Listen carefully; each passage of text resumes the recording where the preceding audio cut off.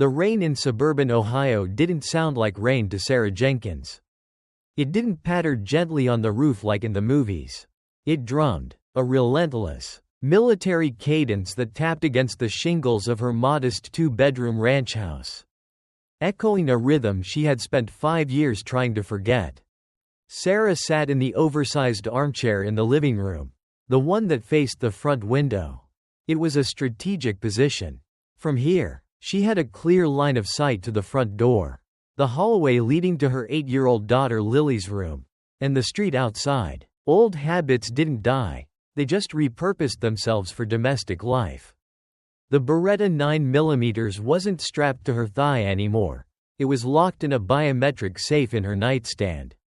But the mindset, the constant scan for threats, the evaluation of exits, that was permanent hardware installed in her brain during 2 tours in Afghanistan. Mommy? Sarah didn't jump. She never jumped. She swiveled her head smoothly, a predator's grace muffled by a mother's softness. Lily stood in the hallway clutching a worn plush rabbit. Her blonde hair was a messy halo in the dim light. Her eyes wide and alert. Too alert for an 8-year-old at 10 p.m. on a school night.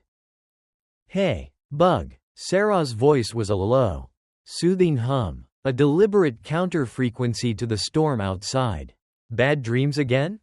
Lily shook her head rapidly. No, it's the light, across the street. It keeps blinking at me. Sarah felt a familiar prickle at the base of her neck. The suburbs were supposed to be the antidote to adrenaline. They moved here to escape the noise, the unpredictability. Willow Creek was a neighborhood of manicured lawns and meetings about garbage can placement. Not mysterious lights. Which house, baby? Sarah stood up, her movements economical and silent. Lily pointed a small finger towards the rain-streaked bay window. That big gray one, the one where the man never waves. The Henderson place. Arthur Henderson, a slick local councilman with expensive suits and a smile that never quite reached his eyes. He was the kind of neighbor who complained if your grass was half an inch too tall but somehow managed to get zoning variances for his own noisy renovations approved overnight. Sarah didn't like him. Her gut, that finely tuned instrument that had saved her convoy from an IED in Kandahar, didn't like him. Sarah walked to the window, scooping Lily up onto her hip effortlessly. She pressed her forehead against the cool glass, peering through the deluge. The streetlights were blurry halos in the downpour. The Henderson house sat across the way, dark and imposing, a McMansion trying too hard to look old money.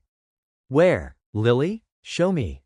Upstairs, Lily whispered, burying her face in Sarah's neck. The dusty window in the attic part. Sarah focused. The attic dormer window. It was usually dark, just a black square against the gray siding. But tonight, something was cutting through the gloom. Flash. A sharp, white light, not a lamp being turned on, but something focused, intense, like a tactical flashlight beam hitting the glass from the inside. Flash, flash. See? Lily whimpered. It's scary. It's okay, Sarah said automatically, her mind already shifting gears. It's probably just a broken wire. Honey, the storm is messing with their electricity. It was the rational, suburban mom explanation, the lie you tell your kid so they can sleep. But Sarah didn't believe it. Broken wires flickered randomly. They sizzled. They didn't pulse with intent. She watched, her breath fogging the glass slightly. The rain lashed harder, trying to obscure the view. But Sarah's eyes were trained to find patterns in chaos. She counted the beats. Short, short, short. A pause. The darkness hung heavy for 3 seconds. Then it came back, long, sustained bursts of light that illuminated the swirling rain outside the window. Long, long, long. Another pause. Sarah's heart hammered against her ribs. A faster rhythm than the rain. Faster than the light. The blood roared in her ears. The cozy living room with its crate and barrel throw pillows and the smell of lavender detergent suddenly felt suffocatingly small. It couldn't be. It was crazy. This was Willow Creek, Ohio, not a forward operating base in the Helmand province. The light returned. 3 sharp, staccato bursts. Short, short, short. The universal distress signal. 3 dots, 3 dashes, 3 dots. SOS. Sarah gripped Lily tighter, her knuckles turning white. The message repeated. It was clumsy, desperate, maybe sent by a hand shaking with terror. But the intent was unmistakable. Someone was in Henderson's attic. Someone was trapped, and they were screaming for help in the only language they could use without making a sound. "Mommy, you're hurting me," Lily murmured. Sarah immediately loosened her grip, forcing a tremulous smile onto her face as she looked down at her daughter. "Sorry, baby, you're right, that light is annoying. Let's get you back to bed. I'll handle it." She carried Lily back to her room, tucked her in under the pink duvet, and kissed her forehead. "Sleep tight. Mom's on duty." It was their old code phrase. Something she used to say when she deployed.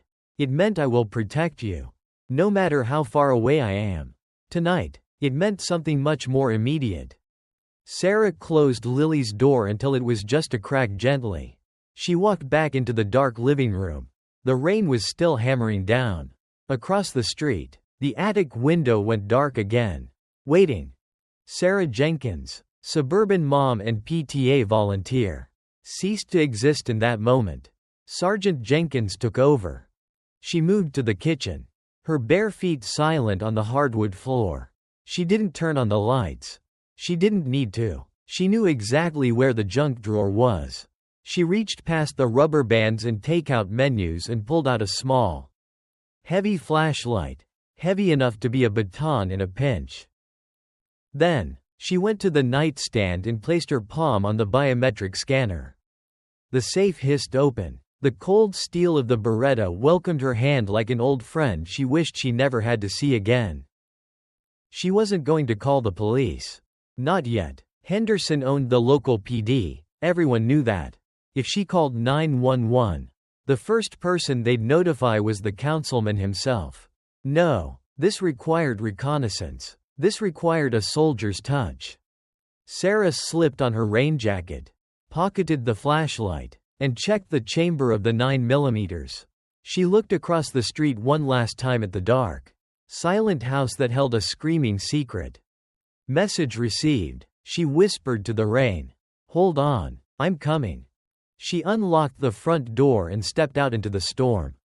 Sarah stood on her front porch for a moment, letting the cold water seek out the gaps in her collar. The shock of the temperature was grounding.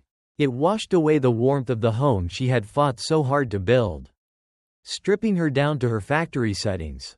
Inside the house, she was Mom, out here, in the dark and the wet. She was Sergeant Jenkins again, a ghost of the 101st Airborne. She scanned the street. Suburbia slept differently than a war zone. It was complacent. There were no perimeter guards, no trip flares. Just the blue flicker of televisions in living rooms and the hum of central air conditioning units. But complacency was dangerous. It made you sloppy. Sarah checked her watch. 10:14 p.m. The street was empty, slick with oil and rain reflecting the orange glow of sodium streetlights. She moved off the porch, sticking to the shadows cast by the overgrown oak tree on her lawn. Her boots, tactical hiking gear she bought at REI under the guise of being an outdoorsy mom, made no sound on the wet grass. Silence was a discipline, not a talent. It was about rolling the foot, distributing weight, breathing through the nose. Memories flashed unbidden. The rain in Ohio smelled like wet asphalt and cut grass.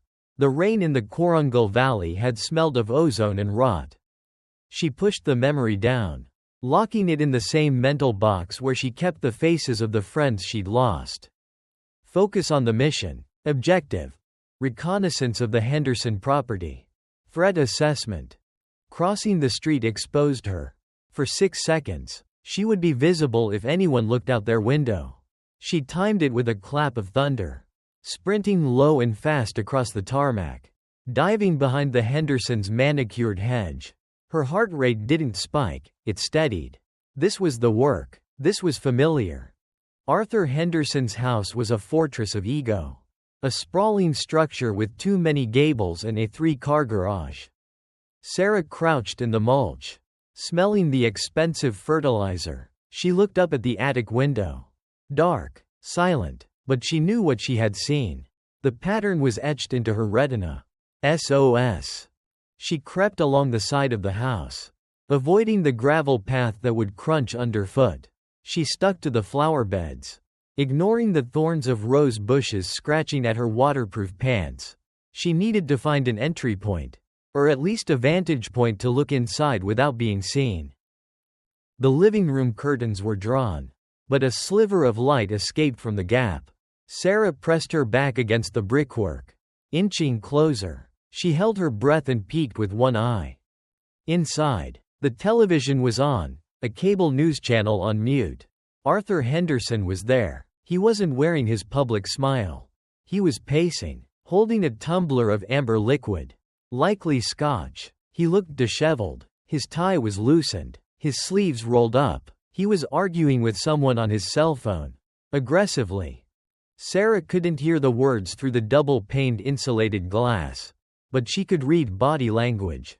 She'd interrogated insurgents who looked calmer than Henderson did right now. He was sweating. He kept running a hand through his thinning hair. He pointed a finger at the phone as if the person on the other end could see him.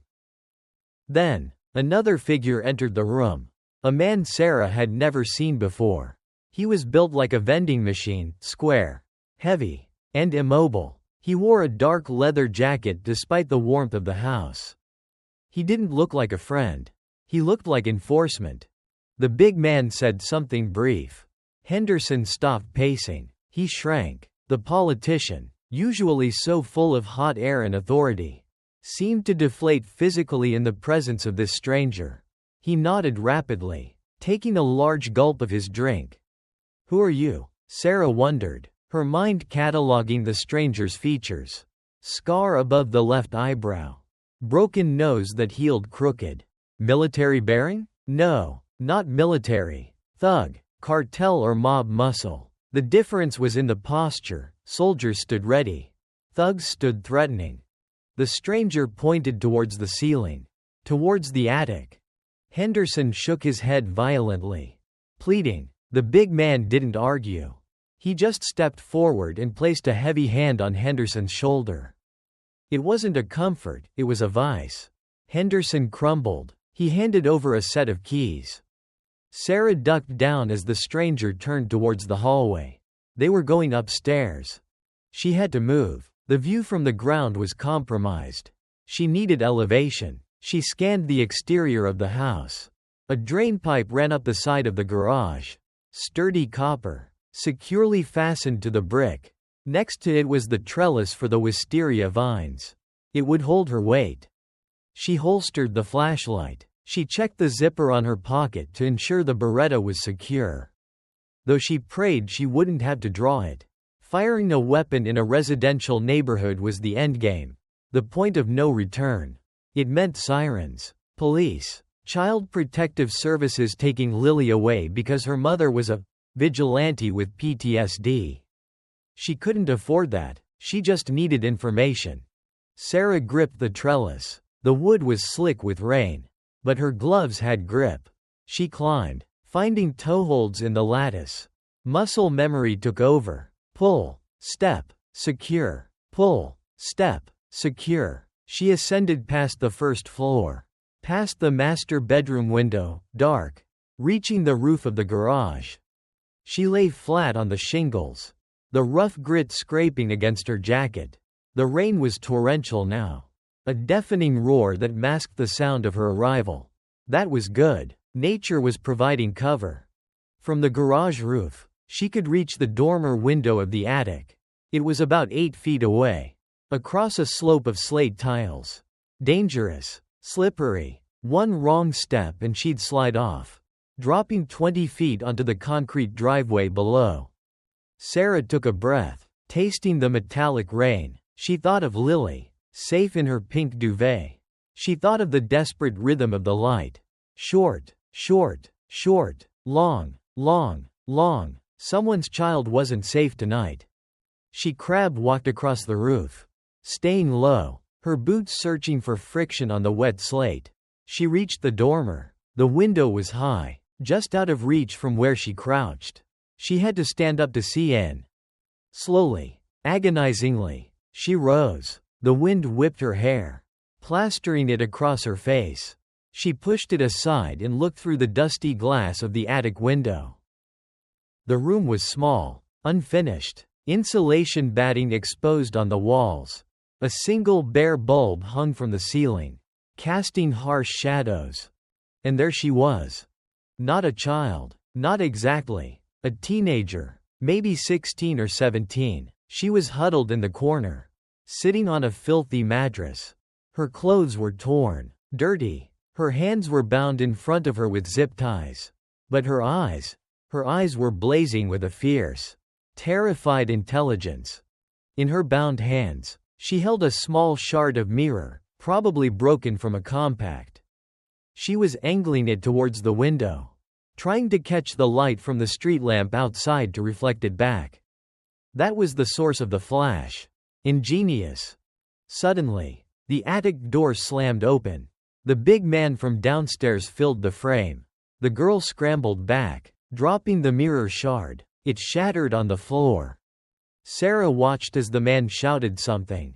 His face twisted in rage. He advanced on the girl. Instinct overrode protocol. Strategy vanished. There was no time for reconnaissance anymore. Sarah didn't think. She drew the flashlight with her left hand and the Beretta with her right. She used the heavy butt of the flashlight to smash against the corner of the window pane. Crash! The sound of breaking glass was louder than the thunder. The big man spun around, shock registering on his face as he saw the figure in black rain gear framed in the broken window. A gun pointed directly at his chest.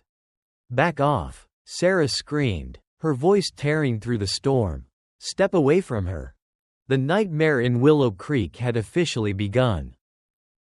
The sound of shattering glass was a violent punctuation mark in the night. It didn't tinkle, it exploded. Shards of double-paned glass rained down onto the attic floorboards, glittering like diamonds in the harsh light of the naked bulb. For a heartbeat, a microsecond that stretched into eternity, the tableau froze. The rain whipped through the broken window, soaking Sarah Jenkins' black tactical jacket.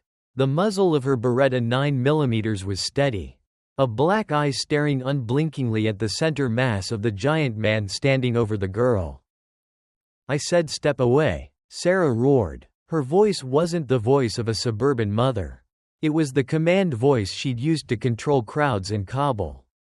It was guttural, sharp, and brooked no argument.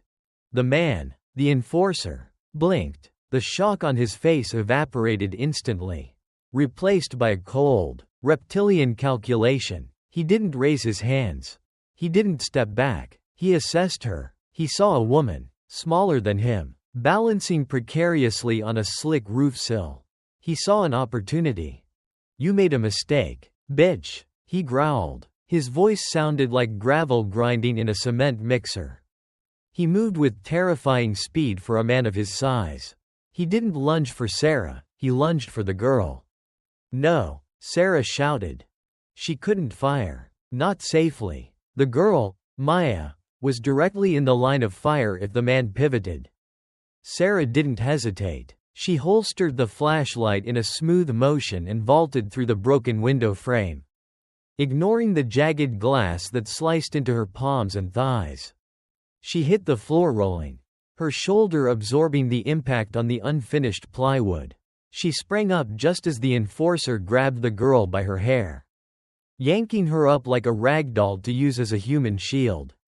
Maya screamed, a raw, piercing sound that cut through Sarah's soul.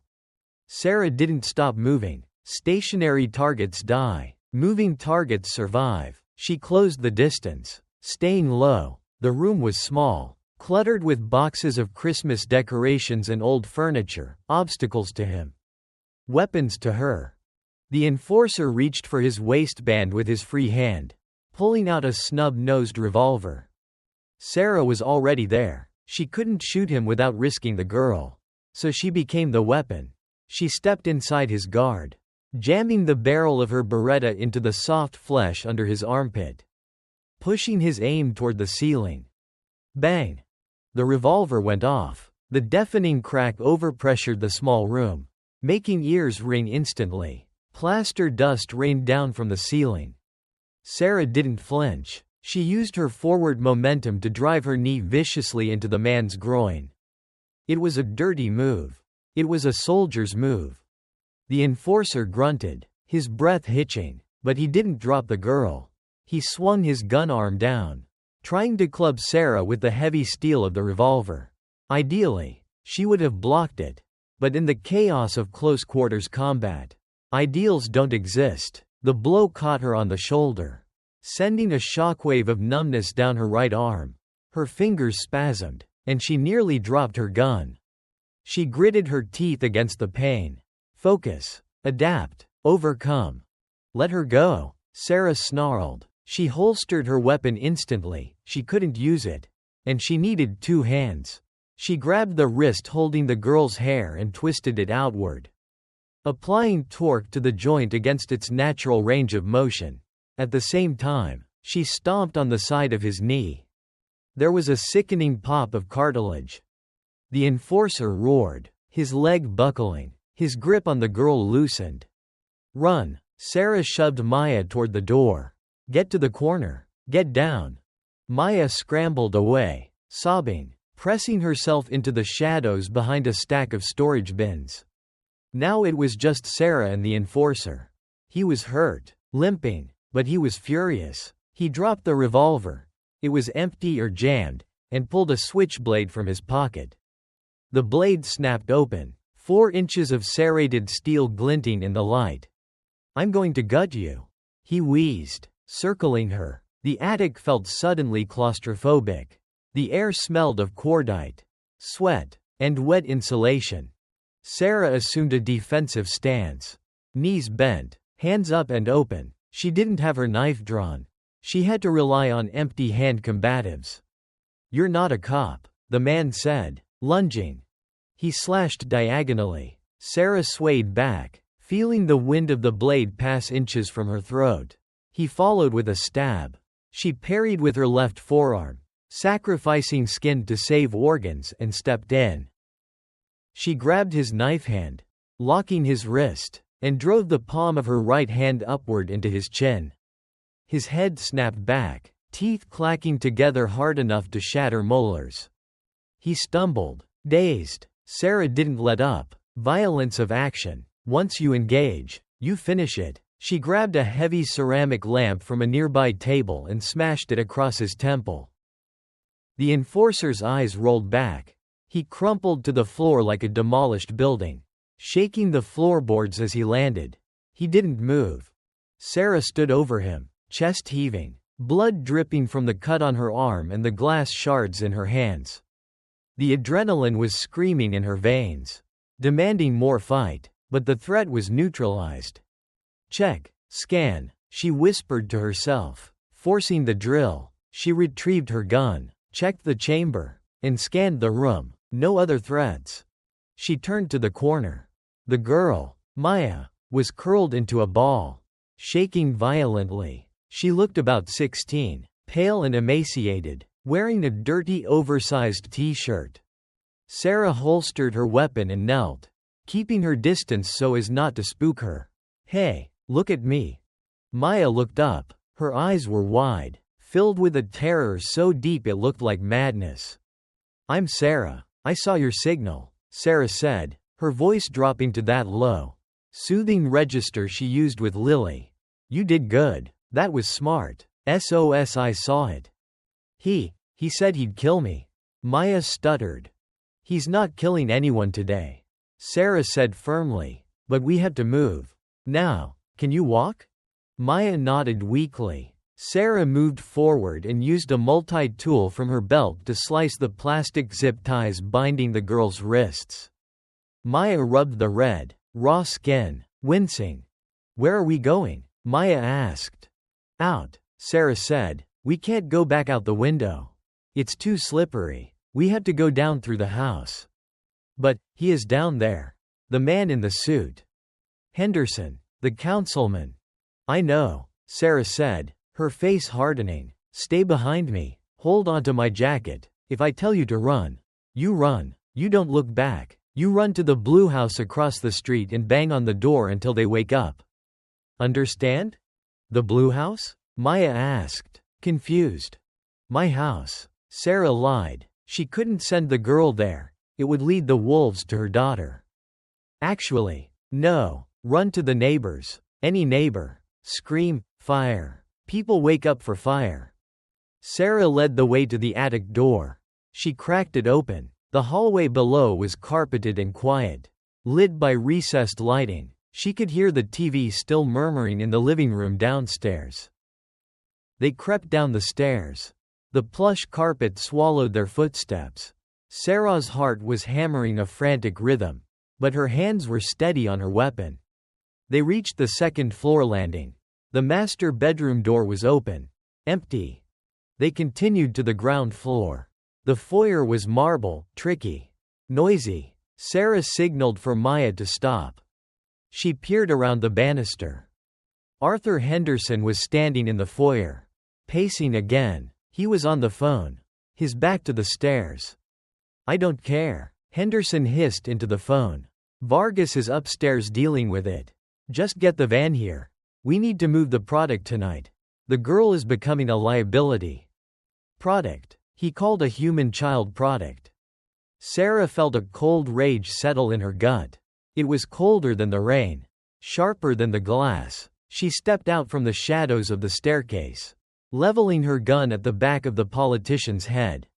Hang up the phone, Arthur, she said. Henderson spun around, nearly dropping his device. His face went slack with shock. He looked from the gun to Sarah's face, scarred, wet, bleeding, and terrifying, and then to the girl standing behind her. Who are you? Henderson stammered. You can't come in here. This is private property. Put the phone on the floor, Sarah commanded. Kick it over to me. Henderson hesitated. His eyes darted to the front door, then to the kitchen. He was looking for a way out. Or maybe for a weapon. Do it, or I blow your kneecap off and leave you for the police to find. Sarah promised. She meant it. Henderson threw the phone down. He kicked it. It skittered across the marble. You're making a mistake, Henderson said, sweating profusely. You don't know who you're messing with. There are people, powerful people. I know you're trafficking kids. Arthur, Sarah said, stepping closer, her boots squelching on the expensive floor. I know you're a monster. And right now, the only thing keeping you alive is that I don't want to traumatize this girl any more than you already have. She reached out with her free hand and grabbed Henderson by his silk tie.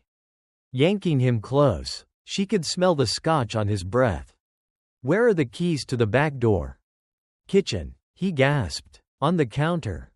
Sarah shoved him backward. He stumbled and fell onto the stairs. Maya, get the keys. Kitchen, to your left. The girl darted into the kitchen and returned seconds later, a set of keys jingling in her hand. Let's go, Sarah said. She kept her gun trained on Henderson as she backed toward the kitchen. Guiding Maya. You're dead, Henderson whispered, finding his courage now that the distance between them was growing. You're both dead. You think you can just walk away? They'll find you. They'll burn your life down. Sarah paused at the kitchen threshold. She looked at the pathetic man cowering on his own stairs. If you come near me, or my family, Sarah said, her voice dropping to a whisper that carried across the room, I won't come back as a neighbor. I'll come back as a soldier. And I won't miss. She slammed the door between them, locking the deadbolt. They burst out the back door into the storm. The wind howled, tearing at their clothes. The backyard was a muddy abyss. Where do we go? Maya screamed over the wind. Sarah grabbed her arm, pulling her toward the wooded tree line that separated the subdivision from the old creek bed. Away, Sarah said. We go away. But as they ran into the darkness, Sarah's mind was racing. Henderson had seen her face. He knew she was a neighbor. He probably knew exactly which house was hers. She couldn't go home. She couldn't go back to Lily.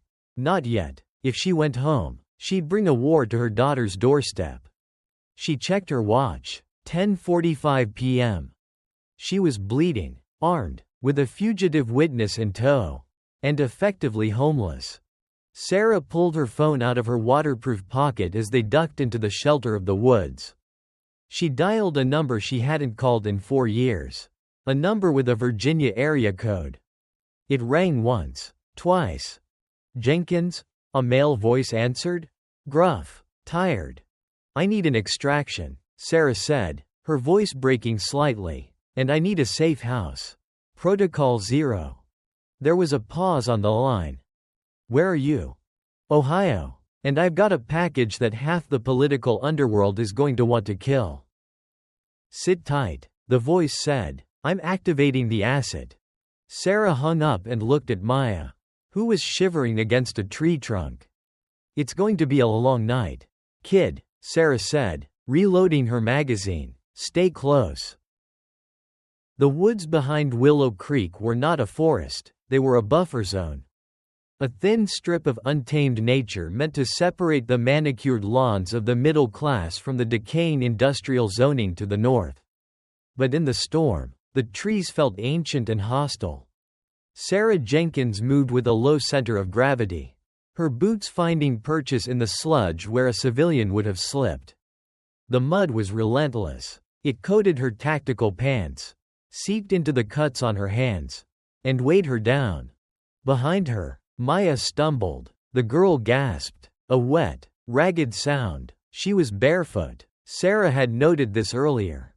But in the chaos of the fight, there had been no time to address it. Now, every step on the roots and rocks must have been agony. Sarah stopped abruptly near the trunk of a massive weeping willow. She turned and grabbed Maya by the shoulders. The girl flinched, her eyes wide, white discs in the gloom.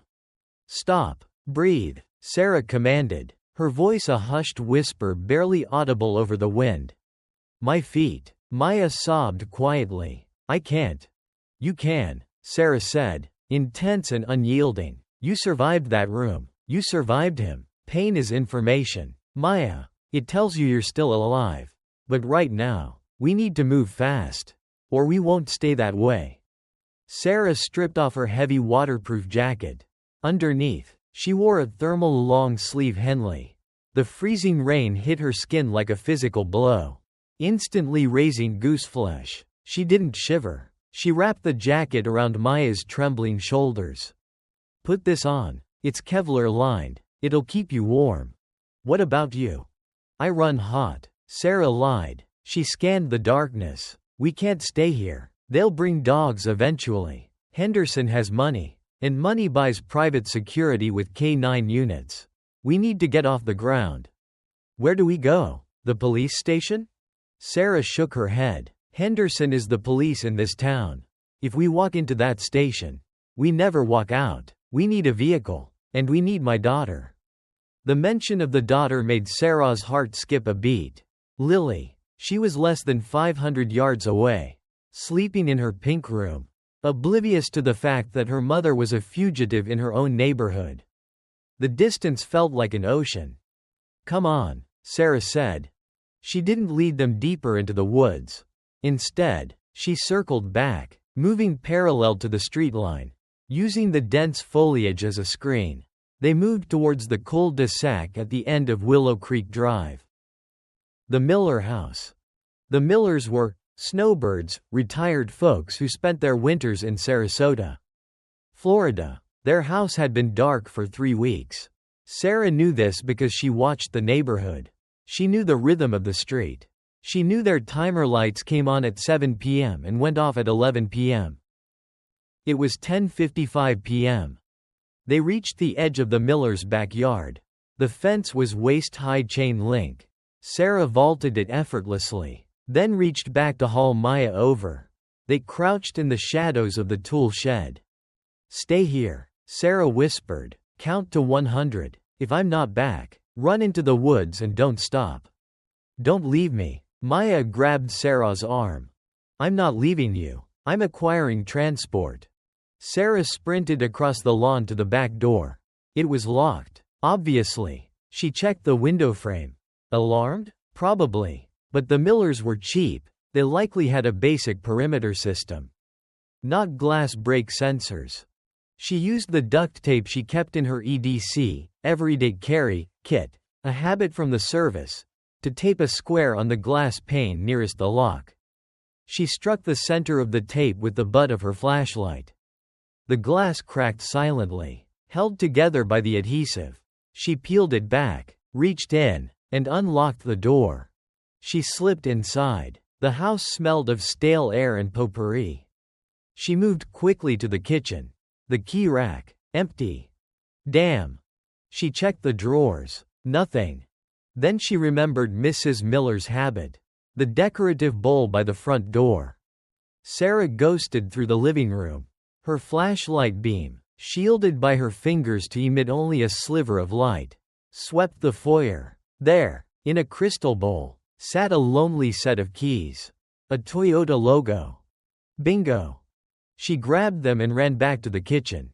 On her way out, she spotted a pair of gardening clogs by the door. Ugly. Rubber. Yellow. Perfect. She grabbed them. She returned to the shed. Maya was counting, her voice shaking. 42. 43. Let's go, Sarah said, tossing the yellow clogs to the girl. Put these on. They fit poorly, but they were better than bare skin. They moved to the Miller's garage. Sarah unlocked the side door. Inside sat a pristine, beige Toyota Camry. It was the most boring car in the world. It was the perfect camouflage. Get in the back. Lay down on the floorboard. Cover yourself with the jacket, Sarah ordered. Where are we going now? To get my life back, Sarah said grimly. She started the car. The engine purred. She hit the garage door opener. As the door rumbled up, Sarah killed the headlights. She reversed out into the rain-slicked street, relying on the ambient street lights. She didn't speed. Speed drew attention. She drove at exactly the speed limit, cruising down the street she had lived on for 3 years. As she approached her own house, she felt a wave of nausea. A black SUV was parked in her driveway. It wasn't a police car. It was a Cadillac Escalade with tinted windows. The engine was running, the exhaust puffing white clouds into the cold air. They're already here. Sarah's grip on the steering wheel tightened until her knuckles turned white. Henderson hadn't wasted time. He knew who she was. He had sent a cleanup crew to secure the leak, her. And if she wasn't there, they would wait for her. Or worse, they would go inside to look for leverage. Lily. Sarah drove past her house without slowing down. She couldn't stop. If she pulled into the driveway, she'd be outgunned. She needed a tactical advantage. Mom? Maya whispered from the floorboard. Did we pass it? Quiet, Sarah hissed. She drove around the block, her mind racing. She needed a distraction. She needed chaos. She pulled the Camry into the alleyway that ran behind her row of houses. It was a narrow service road for garbage trucks. She killed the engine behind her own backyard fence. Maya, listen to me. Sarah turned in the seat. I'm going in there to get my daughter. If you hear shooting, you climb into the driver's seat and you drive. You drive until you hit the highway. Then you find a state trooper. Do not stop for local police. You're going alone? I work better alone. Sarah exited the car. She climbed her own back fence, dropping silently into her garden. The rain was heavier now. A torrential downpour that hammered the roof. Good. It would mask the sound of her entry. She approached the back sliding glass door. It was locked with a wooden dowel in the track, her own security measure. She couldn't get in this way without breaking it. She looked up. The bathroom window on the second floor. It was slightly ajar to let out steam from her shower earlier that evening. She scaled the trellis on her own house, the same way she had scaled Henderson's. The irony wasn't lost on her. She was cat burglarizing her own life. She slipped through the bathroom window, landing softly on the tile. The house was warm, smelling of lavender and safety. It felt like a violation to be here with mud on her boots and a gun in her hand. She crept into the hallway. Voices. Downstairs. Check the bedrooms. She's not here, a man's voice said. Deep. Professional. What about the kid? Another voice asked. Sarah froze. Her hand hovered over her holster. Sleeping. Boss said don't touch the kid unless the mother shows up. Use the kid as bargaining chips if necessary. But if the mother doesn't show in an hour, we scrub the scene. Scrub the scene. That was a euphemism for burning the house down with everyone inside to hide the evidence. Sarah moved. She didn't creep anymore. She flowed. She entered Lily's room. The nightlight cast a soft pink glow. Lily was curled up under her duvet, hugging her plush rabbit. Sarah holstered her gun and placed a hand over Lily's mouth. Lily's eyes flew open. She started to struggle.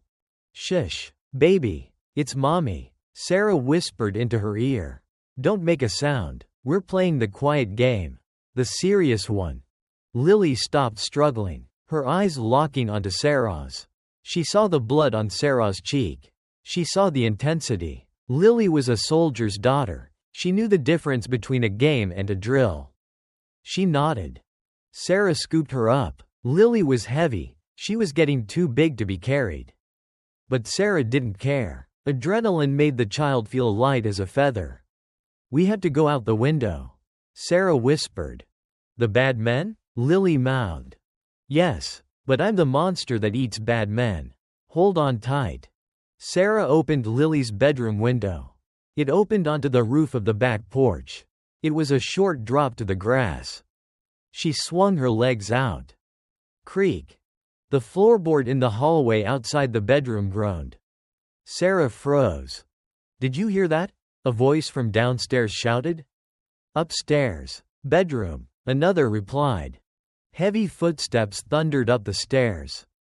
Sarah didn't wait. She slid onto the porch roof, pulling Lily with her. The rain slicked the shingles. She slid uncontrollably, her boots scrambling for friction. Mommy, Lily yelped. They hit the edge of the roof and dropped. Sarah twisted her body in midair, ensuring she landed on her back, cradling Lily on her chest. She hit the wet grass with a bone-jarring thud. The wind was knocked out of her. There, outside, a flashlight beam swept the backyard from the kitchen window. Go, go, Sarah gasped, rolling over and pushing Lily towards the back fence. The back door burst open. Two men spilled out, weapons drawn, silenced pistols. Peefed, peefed. Bullets tore into the mud inches from Sarah's boots. Sarah spun around, dropping to one knee. She didn't aim to kill, she aimed to suppress. She fired 3 rapid shots towards the doorframe. Bang, bang, bang. The unsilenced roar of the Beretta was deafening. The men dove for cover back inside the house. Sarah grabbed Lily and sprinted for the fence. She threw Lily over the top, hearing her land in the alleyway mud, then vaulted over herself. Get in the car, Sarah screamed at the Camry. Maya had the back door open. Sarah shoved Lily into the backseat with Maya. Buckle up. Sarah dove into the driver's seat. She slammed the car into drive and floored it. The tires spun on the wet gravel, fishtailing wildly before finding traction. As they rocketed down the alley, the black SUV from the driveway peeled out onto the main road, trying to cut them off at the exit of the alley. Hold on, Sarah yelled. She didn't brake. She turned the wheel hard to the left, crashing through a neighbor's wooden fence and cutting across a lawn to bypass the alley exit. The Camry bounced violently, tearing through a flower bed and smashing through a plastic mailbox before landing on the asphalt of the adjacent street. In the rearview mirror, Sarah saw the headlights of the SUV swerving to follow. Who are they, Mommy? Lily was crying now. the reality of the situation shattering her calm. "They're bad people, baby," Sarah said, her eyes locked on the road, watching for the police lights that would surely come soon. "But they made a mistake." "What mistake?" Maya asked from the back, clutching Lily's hand. Sarah emerged onto the main boulevard, weaving through the late-night traffic, putting distance between them and the subdivision that had been her sanctuary. "They came to my house," Sarah said, her voice cold steel. "They crossed the line. Now, we don't just run, we hunt." She reached for her phone. A text message had come through from the Virginia number. "Acid active. Rendezvous point. ECH05. 20 mics." Sarah deleted the text. "We're going to the old steel mill," Sarah said. "We have 20 minutes." The chase was on, and for the first time in 5 years, Sergeant Jenkins felt truly awake. The Camry's engine whined in protest as Sarah pushed the tachometer into the red. It was a family sedan, built for grocery runs and soccer practice. Not a high-speed extraction. The steering felt loose, floating on the wet asphalt. Behind them, the Escalade was a dark shark in the water. It was gaining. The massive grille loomed in the rearview mirror, its LED headlights blindingly bright, flooding the Camry's cabin with harsh white light. "He's going to hit us," Maya screamed, clutching Lily's hand so tight her knuckles were white. "Head down. Brace," Sarah ordered. Wham! The impact was metal on metal violence. The Escalade rammed the rear bumper of the Camry, jolting the smaller car forward. Ideally, they wanted to spin her out, a pit maneuver. But the wet road worked in Sarah's favor. The tires slid forward rather than biting and pivoting. Sarah wrestled the wheel, correcting the slide with a subtle counter-steer. She didn't panic. Panic was for civilians. She analyzed the geometry of the road. They were approaching the intersection of Main and 4th. The light was a solid red. Cross traffic was heavy, late-night delivery trucks and taxis. "Hold on," Sarah whispered.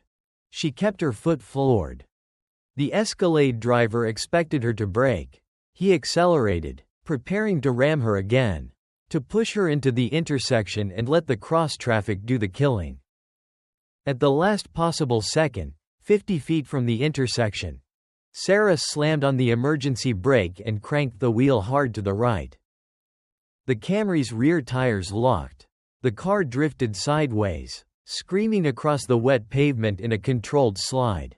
She released the brake, stomped the gas, and shot into the narrow entrance of a 24-hour car wash on the corner, missing the concrete bollards by inches. The Escalade couldn't make the turn. It was too heavy, moving too fast. It skidded past the entrance, tires smoking, and blew through the red light, narrowly missing a semi-truck before screeching to a halt in the middle of the intersection. Sarah didn't stop to watch. She drove through the empty car wash bay, exiting out the back onto a service road. She killed her lights completely. "Are we dead?" Lily asked, her voice small and trembling. "No, baby, we're invisible," Sarah said. Her heart rate was finally slowing down, dropping from a combat high to a steady survival rhythm. She drove in the dark for 3 blocks, using the ambient city glow to navigate. Before turning her headlights back on, she took a series of illogical turns, left, right, U-turn, a pattern designed to shake any secondary tails. "Dry cleaning," she muttered to herself. 10 minutes passed in silence. The adrenaline began to fade, replaced by the cold reality of their situation. "Mommy?" Lily spoke up from the backseat. She wasn't crying anymore. She was looking at Maya. "Why is this girl wearing your jacket?" Sarah glanced in the rearview mirror. Maya was shivering, despite the Kevlar-lined coat. She looked like a ghost haunting the backseat of a Toyota. "This is Maya," Sarah said softly. "Maya, this is Lily. Maya was in trouble. We're helping her." Lily looked at the older girl. Lily was 8, but she had an old soul. She reached into her backpack, which she had instinctively grabbed when Sarah woke her up, and pulled out a small, squashed juice box. "Here," Lily said, offering it to Maya. "It's apple. It helps when you're scared." Maya stared at the juice box. Her lip trembled. Then, she burst into tears. Not the terrified screaming of earlier, but the deep, racking sobs of relief. She took the juice box with shaking hands. "Thank you," Maya whispered. Sarah felt a lump form in her throat. She swallowed it down. No emotions yet. Not until they were safe. "We're almost there," Sarah announced.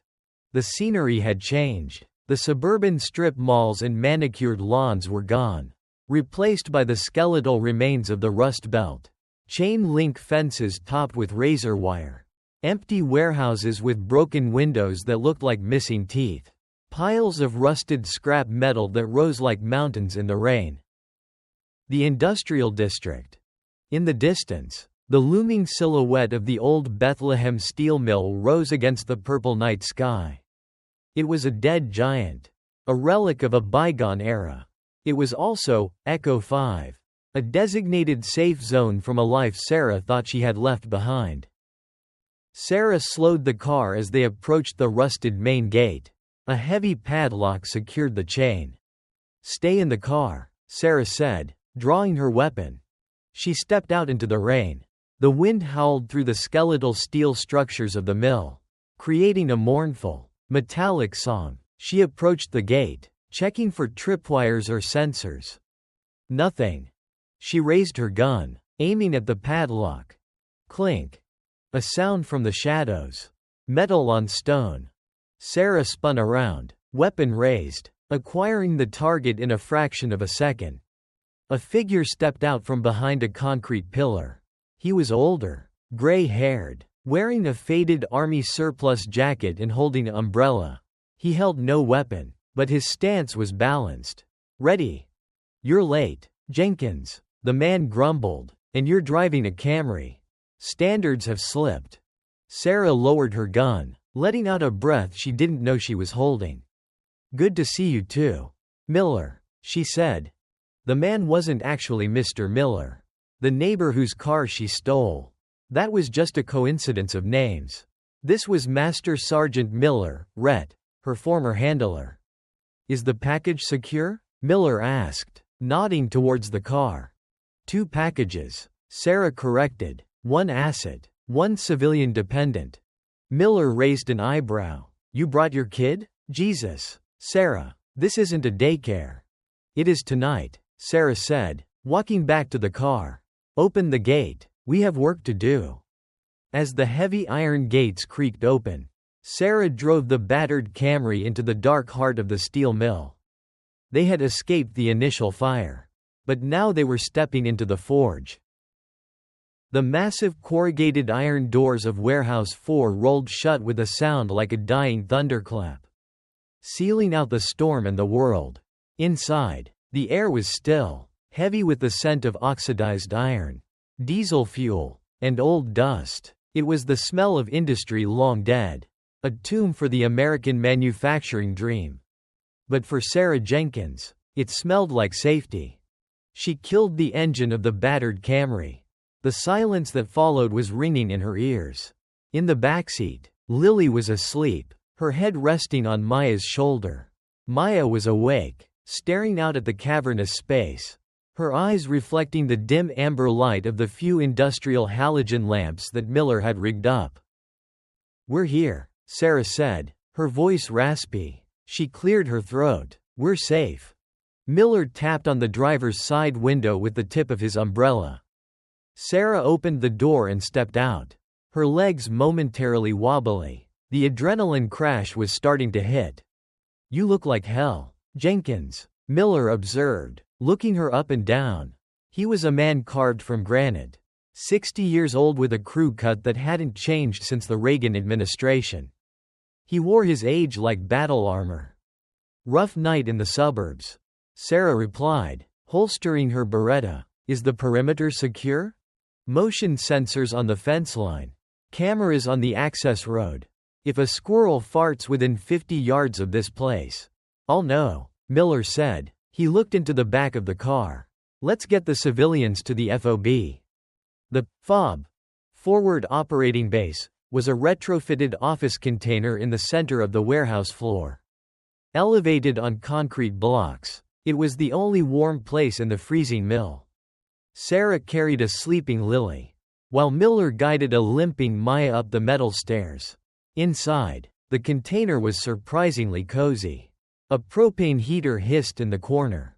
There were cots, a small kitchenette, and a wall of monitors displaying green-tinted feeds from the security cameras. Sarah laid Lily down on one of the cots, covering her with a heavy wool blanket. She brushed a stray hair from her daughter's forehead, her fingers lingering for a moment. I dragged you into this, she thought, guilt twisting in her gut like a knife. I promised you a normal life. And I failed. Coffee, Miller said, shoving a steaming enamel mug into her hand. Black, tastes like battery acid, but it'll wake you up. Sarah took a sip. He wasn't lying. It was terrible. And it was perfect. She turned to Maya. The teenager was sitting on the edge of another cot, hugging her knees. She was still wearing Sarah's oversized tactical jacket. Maya, Sarah said gently, pulling up a metal folding chair to sit opposite her. I need to look at your feet. And then we need to talk. Maya extended her legs. Her feet were cut and bruised from the run through the woods, caked in mud and dried blood. Sarah fetched a first aid kit, a real trauma kit, not the drugstore variety, and began to clean the wounds with antiseptic. Maya hissed in pain but didn't pull away. You're brave, Sarah said, working efficiently. Braver than most soldiers I know. I was just scared, Maya whispered. Fear is fine. Fear keeps you alive. It's what you do with it that matters. Sarah bandaged the feet and looked up, locking eyes with the girl. Now, I need you to tell me everything. Who is he? Why were you in that attic? Maya took a deep breath, her hands trembling around a mug of hot cocoa Miller had prepared. I ran away from home 3 weeks ago. Maya began, her voice gaining strength. From Columbus. I met a guy online. He said he was a modeling scout. He said he could get me a portfolio. Sarah nodded. The classic lure. Oldest trick in the book. He met me at the bus station. But he didn't take me to a studio. He took me to a house in the country. There were other girls there. But then they moved me. Just me. They said I was premium. Because I speak French. French? Miller interjected from the corner, where he was cleaning a rifle. Why does that matter? Because of the buyers, Maya said. They said the buyers like cultured girls. Sarah felt a chill that had nothing to do with the temperature. Who are the buyers, Maya? I don't know their names. But I heard Henderson talking on the phone. He's not the boss. He's just the warehouse. The holding pen. Maya looked at Sarah. He kept talking about the auction. He said it's happening in 2 days. He said I was the centerpiece. The auction, Sarah repeated. Where? He mentioned a place called the Avery. And a date, the 14th. Sarah looked at Miller. Miller stopped cleaning his rifle. He looked up, his face grim. The Avery, Miller grunted. The Avery Hotel downtown? That's high-end. Senators, diplomats, old money. If they're running an auction there. This isn't just a trafficking ring. Sarah, this is an elite syndicate. Sarah stood up and paced the small room. The pieces were clicking into place. Henderson, the councilman, was the perfect front. Respectable, connected, able to move people and money without raising flags. And the enforcer she had fought. He was likely cartel muscle hired for security. We had to go to the police, Maya said. Tell them about the Avery. Sarah stopped pacing. She looked at the monitors on the wall. We can't, Maya. Henderson is a politician. He has friends in the department. If we go to the cops now, we're just handing ourselves over. We have no physical evidence. Just your word against a councilman's. We have the signal, Maya said. The SOS. That got us out, Sarah said, but it won't put him in jail. Not before he scrubs the evidence. By morning, that attic will be empty. The glass will be replaced. He'll say I broke in and assaulted him. He'll spin it. So what do we do? Maya asked, tears welling up again. We just hide?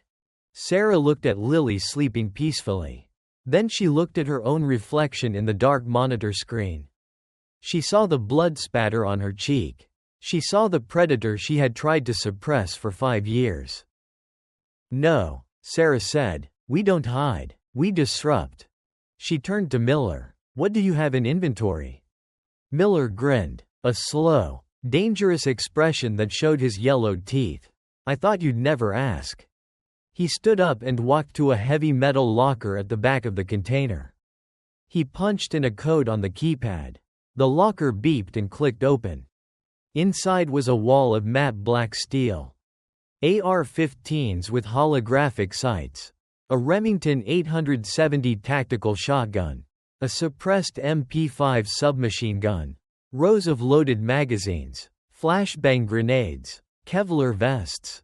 I've been bored, Sarah, Miller said, pulling out a sleek Sig Sauer P226 and sliding it across the table to her. Retirement doesn't suit me. I've been stockpiling for the apocalypse. Turns out, the apocalypse is just a Tuesday in Ohio. Sarah picked up the Sig. It felt heavy, balanced, real. It felt like an extension of her hand. She checked the slide, the mechanical action soothing her frayed nerves. We need to hit them before the auction, Sarah said, her mind shifting into tactical planning mode. If Henderson is the holding pen, he has records, he has a ledger, names, dates, buyers. If we get that ledger, we can burn the whole network down. We don't just save Maya, we save all of them. Assault on a fortified residential target? Miller mused, scratching his chin. High risk. Henderson will have doubled his security by now. The place will be crawling with hired guns. I know the layout, Sarah said. I've been in the attic. I know the blind spots. And they won't expect us to come back. They think we're running. They think we're halfway to Canada by now. Surprise is a force multiplier. Miller agreed. But you can't go alone. I'm coming with you. No, Sarah shook her head. I need you here. I need you to watch the girls. If I don't come back. She paused, looking at Lily. If I don't come back, you get them to the FBI field office in Pittsburgh. You bypass local PD entirely. Miller looked like he wanted to argue, but he saw the resolve in her eyes. He nodded. All right, but you're not going in naked. You need comms, you need body armor, and you need a distraction. I have a plan for the distraction, Sarah said. She walked over to the map of the city pinned to the wall. She traced a finger from Willow Creek to the industrial park. Henderson cares about 2 things, his reputation and his money. We're going to hit both. Suddenly, a beep from the console interrupted them. A red light flashed on the perimeter monitor. Beep, beep, beep. Motion sensor. Sector 4. Miller barked, moving instantly to the screens. Sarah racked the slide of the Sig, moving to shield the girls. Police? Miller squinted at the grainy green and black footage. No lights, no sirens, moving too fast for a patrol car. On the screen, a dark van smashed through the chain link fence at the far end of the property. Bypassing the locked gate entirely, it careened across the wet asphalt, heading straight for the warehouse. How did they find us? Sarah hissed. They didn't track the car, Miller said, his fingers flying across a keyboard. They tracked the phone. Did you ditch your cell? Sarah cursed. I turned it off. I took the battery out. Modern tech, Miller spat. Some of these new batteries have secondary cells for Find My Phone features. Henderson has friends at the NSA or the phone company. The van screeched to a halt outside the warehouse doors. They're breaching, Miller yelled. Kill the lights. He hit a master switch. The warehouse plunged into total darkness, save for the faint gray light filtering through the high skylights. Sarah, take the shotgun, Miller ordered, tossing her the Remington. "Get to the catwalk. I'll hold the ground floor. Do not let them near this container." "What about the girls?" "Lock the door from the outside. It's bulletproof. They're safer in there than out here." Sarah grabbed the shotgun and a handful of shells. She looked at Maya. "Lock the door behind me. Get on the floor. Cover Lily's ears. Do not open this door unless you hear my voice. Understand?" Maya nodded, terrified but mobile. She grabbed Lily and pulled her under the heaviest table. Sarah stepped out into the cold warehouse air. She heard the sound of magnetic drills whirring against the corrugated metal of the main doors. They were cutting the locks. She sprinted for the metal staircase that led to the overhead gantry cranes. The high ground. As she reached the top of the stairs, the warehouse doors groaned and slid open. Rain and wind swirled in, followed by 4 figures in tactical gear. Night vision goggles. Suppressed rifles. These weren't thugs. These were operators. "Clean team," Sarah whispered to herself, chambering a shell in the shotgun. Clack clack. The sound echoed through the silent warehouse. Below, the leader of the intruders stopped. He looked up, his night vision goggles scanning the darkness. "Contact high," he shouted. Sarah didn't wait. She leaned over the railing and fired. Boom. The muzzle flash lit up the warehouse like a stroke of lightning. The fight for ECH-05 had begun. The muzzle flash of the Remington 870 was a miniature supernova in the gloom of the warehouse. For a split second, the strobe light effect revealed the layout of the battlefield like a freeze-frame photograph. 4 men in black tactical gear moving in a diamond formation. The rain slicking the concrete floor, and the rusted skeletal pillars of the mill stretching up into the darkness. Then, the darkness snapped back, deeper than before. "Move," Sarah screamed at herself, racking the slide of the shotgun. Clack clack. She scrambled along the metal grating of the catwalk. Below her, the air erupted. The 4 intruders, professionals trained to react to contact instantly, shifted fire. Their suppressed carbines didn't roar, they hissed and cracked. Bullets sparked off the steel railing where Sarah had been standing a fraction of a second ago, sending hot metal fragments slicing through the air. Sarah wasn't shooting to kill yet, she was shooting to blind. The intruders were wearing night vision goggles, NVGs. In a pitch-black environment, a shotgun blast directly in the field of view would flare their optics, washing out their vision with blinding white static for critical seconds. "Miller, flank left," Sarah shouted, her voice echoing off the corrugated roof. From the ground floor, behind a stack of rusted I-beams, Master Sergeant Miller opened up. He wasn't using a shotgun. He was firing the MP5 submachine gun in controlled 3-round bursts. Thwip thwip thwip. One of the intruders crumpled, catching a round in the thigh, spinning onto the wet concrete. But he didn't scream. He dragged himself behind a forklift, still returning fire. Pros, Sarah thought. Definitely pros. These weren't street thugs holding guns sideways. These were operators who knew how to work through pain.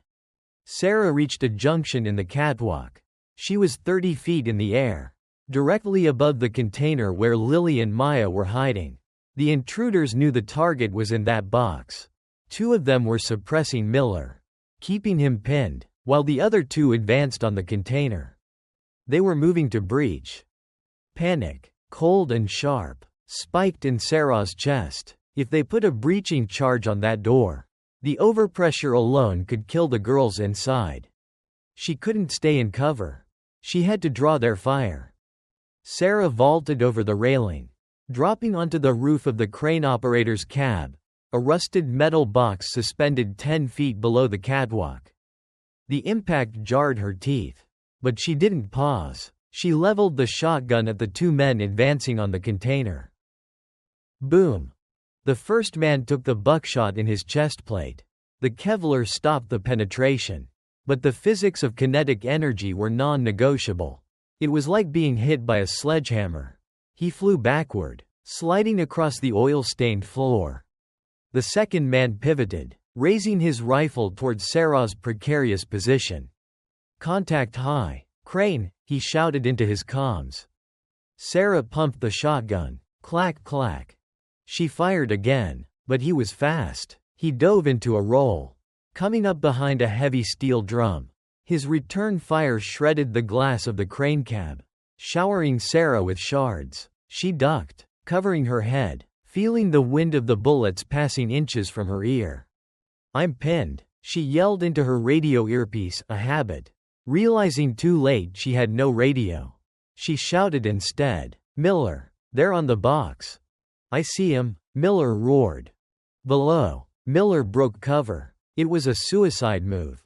He stepped out from the I-beams, firing his MP5 from the hip, walking his fire toward the men near the container. He was drawing all the heat, making himself the biggest target in the room to buy Sarah a shot. It worked. The intruders turned their guns on the old man. Sarah popped up from the crane cab. She didn't have a clear shot at the men, but she saw something else. Above the intruders, suspended by a heavy chain, was a pallet of scrap metal, old engine blocks, that Miller had rigged as a counterweight for the hoist. She aimed not at the men, but at the winch mechanism holding the chain. Boom! The slug obliterated the locking pin. The winch screamed as it failed. Gravity took over. The chain blurred. The pallet of engine blocks, weighing half a ton, plummeted. It missed the men, but it smashed into the concrete floor between them with the force of a meteor. The impact shook the entire building. Concrete shrapnel exploded outward. The shockwave knocked both men off their feet, sending their weapons skittering across the floor. "Now," Miller yelled. Sarah holstered the shotgun on her back and jumped from the crane cab to the roof of the container. Then slid down the side to the ground. She pulled her Sig Sauer pistol. She advanced on the dazed men. Double tap. Center mass. Threat neutralized. The warehouse fell silent, save for the hissing of the rain and the groans of the man Miller had shot earlier near the forklift. Sarah spun around. "Miller?" The old sergeant was leaning against a pillar, sliding slowly down to a sitting position. His hand was pressed against his abdomen. Dark blood was seeping through his fingers, staining his faded green jacket black. "Miller." Sarah sprinted to him, holstering her weapon. She skid to her knees beside him. "Sloppy," Miller wheezed, blood bubbling at the corner of his lips. "I got sloppy. Checked right when I should have checked left." Sarah ripped open her medical kit. "Pressure. I need pressure." She pressed a trauma dressing into the wound. It was a gut shot. "Bad. The exit wound would be worse. Stay with me, old man. We're leaving. We're getting you to a vet." Miller gripped her wrist. His hand, usually like a vice, was trembling. "No vets, Sarah. No hospitals. You know the rules. Once you're burned, you burn." "Shut up," Sarah said, her voice tight. "I'm not leaving you. Listen to me." Miller coughed, grimacing in pain. "That team. They were just the point element. The van, it wasn't alone. I hear heavy transport on the perimeter sensors. They're bringing a squad, maybe two." Sarah looked at the warehouse doors. The silence outside was heavier now. Menacing. "The girls," Miller gasped. "Get them out. Take the tunnel. The loading dock, under the grate. It leads to the storm drains. Comes out, near the river." "We can carry you," Sarah insisted, tears stinging her eyes. "You can't," Miller said firmly. He looked her in the eye. The soldier replacing the dying man for a second. "You have a civilian and a child. You carry me. You all die. You leave me. I can buy you time." He nodded toward the locker where he kept the explosives. "The C4, he whispered. "I rigged the pillars, the structural supports. Detonator is in my pocket." Sarah froze. She understood. He intended to bring the roof down, to bury the evidence, the pursuit, and himself. "Miller." Go, he barked, summoning the last of his command voice. That's an order. Sergeant, get those kids safe. Sarah looked at him. She saw the resolve. She saw the peace. This was how he wanted to go out. Not in a nursing home, but on his feet, metaphorically. Fighting the bad guys. She leaned down and kissed his forehead. Hoo-ah, Sergeant. Give him hell. Sarah, he whispered. Give him hell. Sarah stood up. She wiped the tears from her face, leaving a streak of Miller's blood on her cheek. She turned and ran to the container. She banged on the door. Maya, open up, now. The door clicked and swung open. Maya stood there, pale, holding Lily. Lily was crying silently, her face buried in Maya's shoulder. We're leaving, Sarah said. She didn't offer explanations. She grabbed the go bag Miller had prepared, ammo, cash, fake IDs, and slung it over her shoulder. Where's Mr. Miller? Maya asked, looking past Sarah to the dark figure slumped against the pillar. He's holding the line, Sarah said, her voice cracking. Don't look, just run. She led them to the back of the warehouse, to a heavy iron grate in the floor. She hauled it up with a grunt of exertion. Below, a dark, damp tunnel smelled of sewage and river water. Down, Sarah ordered. Maya first, then Lily. I'm right behind you.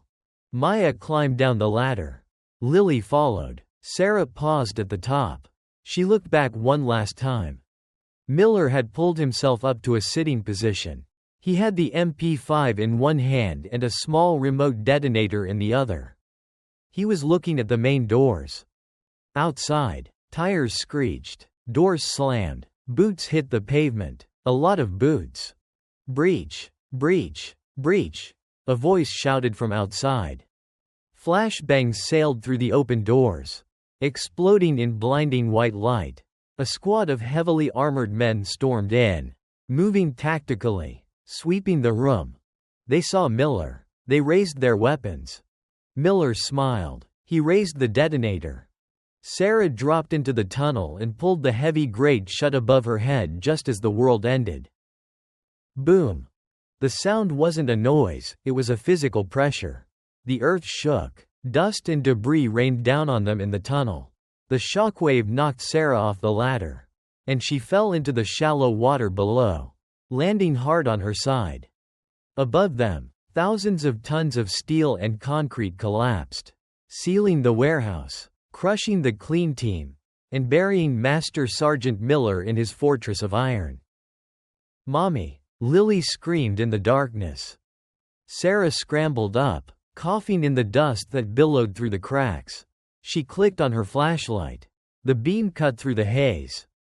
I'm here, Sarah choked out. I'm here.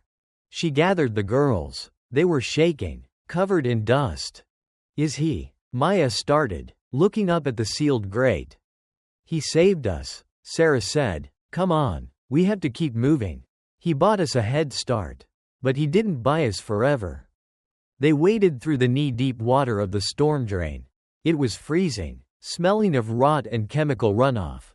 They walked for what felt like hours, guided only by Sarah's internal compass and the flow of the water. Finally, the tunnel widened. Fresh air, cold, wet night air, hit their faces. They emerged from a drainage pipe onto the muddy bank of the Ohio River.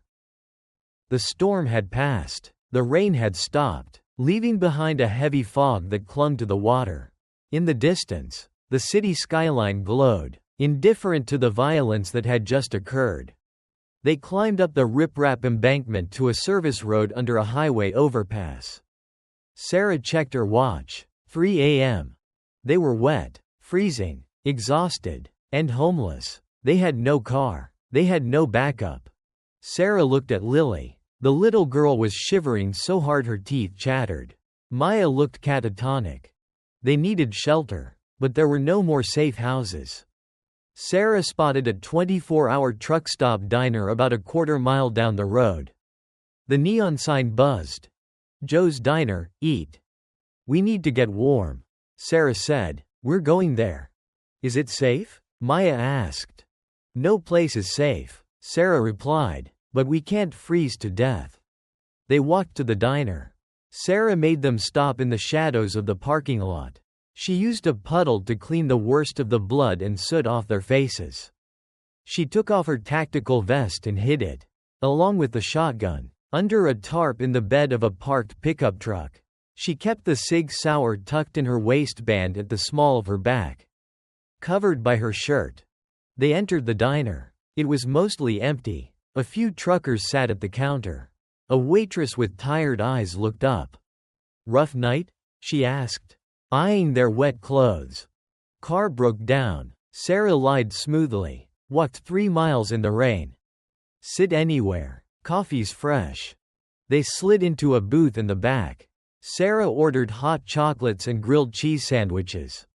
When the food came, the girls ate like starving wolves. Sarah didn't eat. She watched the door. She watched the windows. She pulled out the notepad she had taken from Miller's locker. On it, she had scribbled the intel Maya gave her. The Avery Hotel. The auction. The 14th.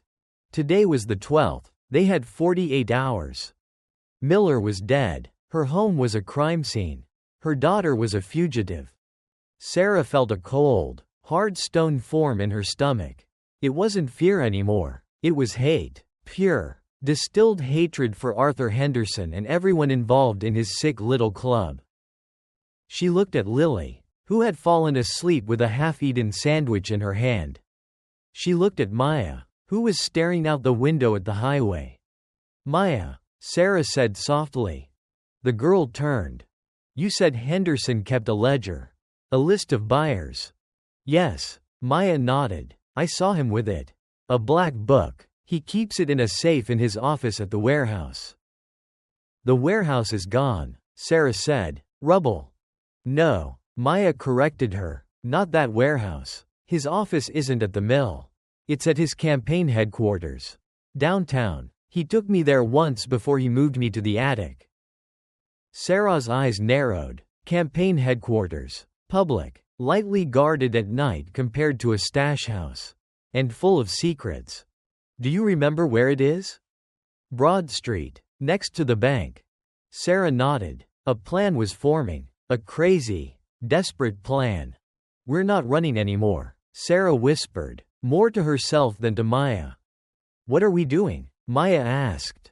Sarah reached across the table and took Maya's hand. Her grip was iron. "We're going to crash a party." The neon sign of the Bluebird Motor Inn flickered with a buzzing sound that sounded like a trapped insect. The B and the D were burnt out, leaving the sign to read Luber Motor Inn. It was a dive, a U-shaped concrete sore on the edge of the city. The kind of place where people went to hide affairs or overdoses. It was perfect.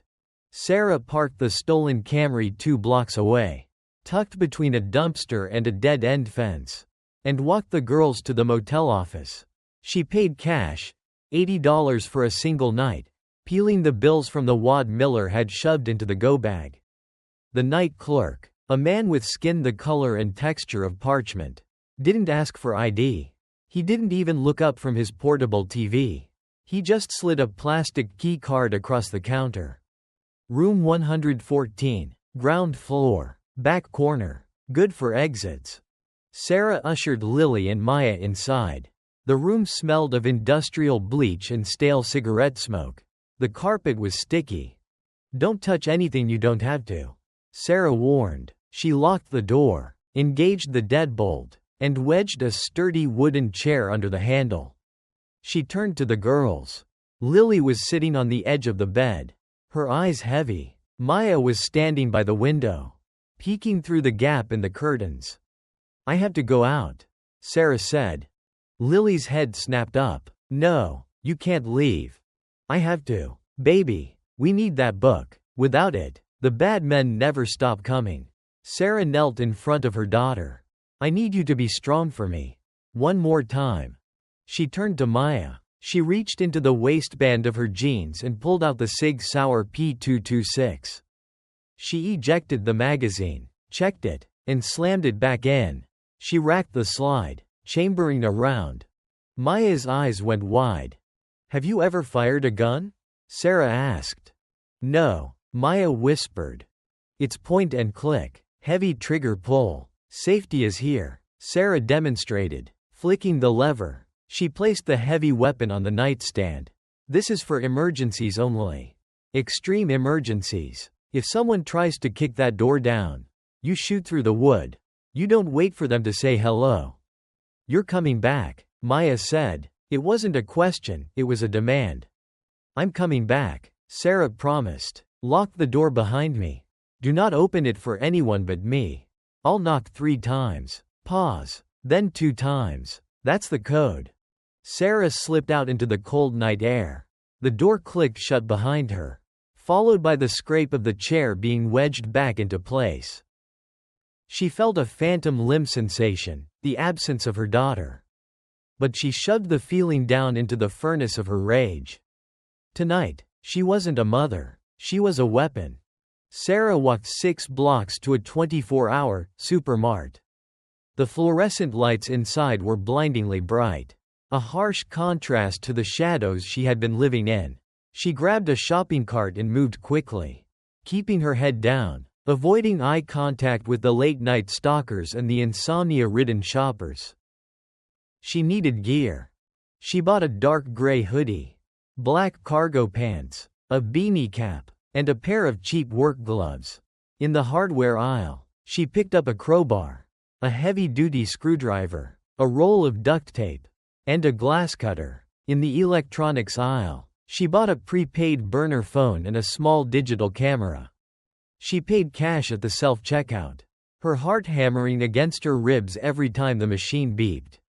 She changed clothes in the alley behind the store, discarding her wet, muddy tactical gear into a dumpster. She transformed from a soldier into a drifter, just another faceless figure in the urban landscape. It was 4:15 a.m. The city was in that deep, coma-like sleep that happens just before the dawn. Sarah hailed a cab on the main boulevard. She directed the driver to drop her off 3 blocks from Broad Street. Arthur Henderson's campaign headquarters was located in a renovated storefront in the historic district. It was a brick building with large plate glass windows displaying posters of Henderson's smiling face. A safe future for Willow Creek, the slogan read. Sarah stood across the street, huddled in a doorway, watching. The street was empty. A street sweeper truck droned in the distance. She scanned the building. Front entrance. Glass door. Alarm sensors visible. Too risky. She circled to the alleyway behind the building. It was narrow, lined with garbage cans from the adjacent restaurants. The back door of the HQ was solid steel, painted beige. A keypad lock sat above the handle. Sarah approached it. She didn't have the code. She looked up. A security camera was mounted above the door, its red light blinking. Sarah pulled her hoodie tight. She dragged a dumpster quietly across the asphalt until it was directly under the camera. She climbed up. Using the duct tape, she carefully covered the lens. Now for the door. She examined the frame. The steel was set into old brick. The mortar was crumbling. She wedged the tip of the crowbar between the frame and the brickwork. Near the strike plate, she leaned into it, applying steady pressure. The brick groaned. Dust trickled out. She wasn't trying to pry the lock. She was trying to warp the frame just enough to pop the latch. It was a brute force method, usually too loud, but the dumpster shielded her from the street, and the rhythmic thumping of bass from a nearby club masked the sound of the grinding metal. Crack. The wood inside the jamb splintered. The door popped open an inch. Sarah froze, waiting for an alarm siren. Silence. Henderson was cheap, or arrogant. He probably relied on the front door sensors and the camera she had just blinded. She slipped inside, closing the door softly behind her. She was in a storage room, stacks of lawn signs, boxes of brochures, and cases of bottled water. She moved through it into the main office. The office was plush, mahogany desks, leather chairs, thick carpet. It smelled of coffee and toner. The street lights outside cast long, eerie shadows through the front windows. Sarah moved to the main desk, Henderson's desk. It was a chaotic mess of papers. She rifled through them. Poll numbers. Invoices for catering. Nothing incriminating. Think like him, Sarah whispered. Where do you keep the dirt? Maya had set a safe in his office. Sarah scanned the room. There were no obvious wall safes. No paintings to slide aside. She knelt behind the desk. A filing cabinet? Locked. She popped it with the screwdriver. Just tax returns. She looked around the room again. A bookshelf filled with fake leather-bound books that looked like they had never been read. A mini fridge. A framed photo of Henderson shaking hands with the governor.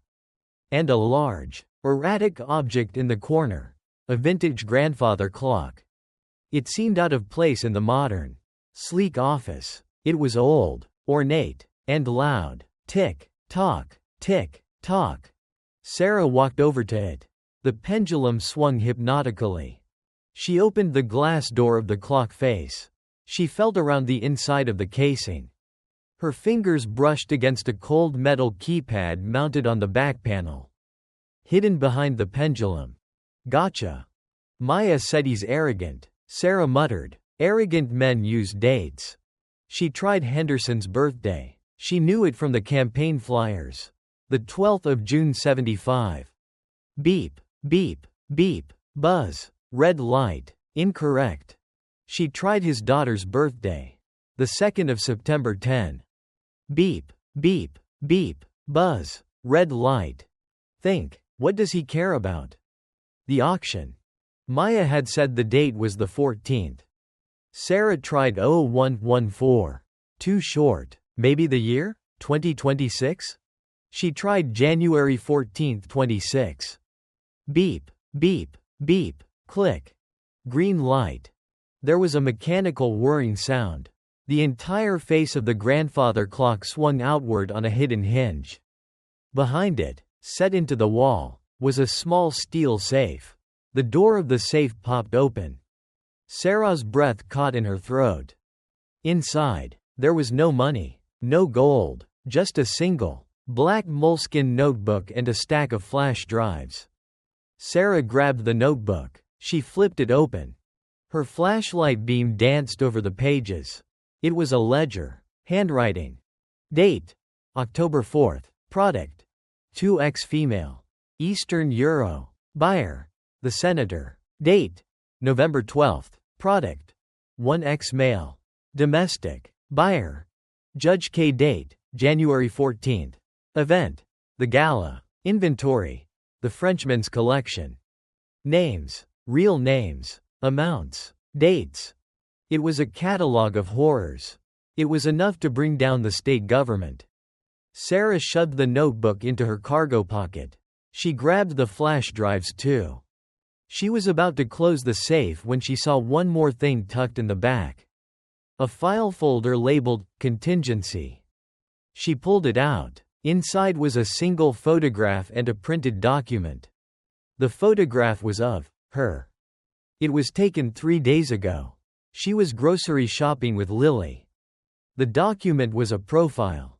Sarah Jenkins, ex-Army, 101st Airborne, highly volatile, threat level, high. And handwritten in red ink across the bottom, if she interferes. Execute protocol clean slate.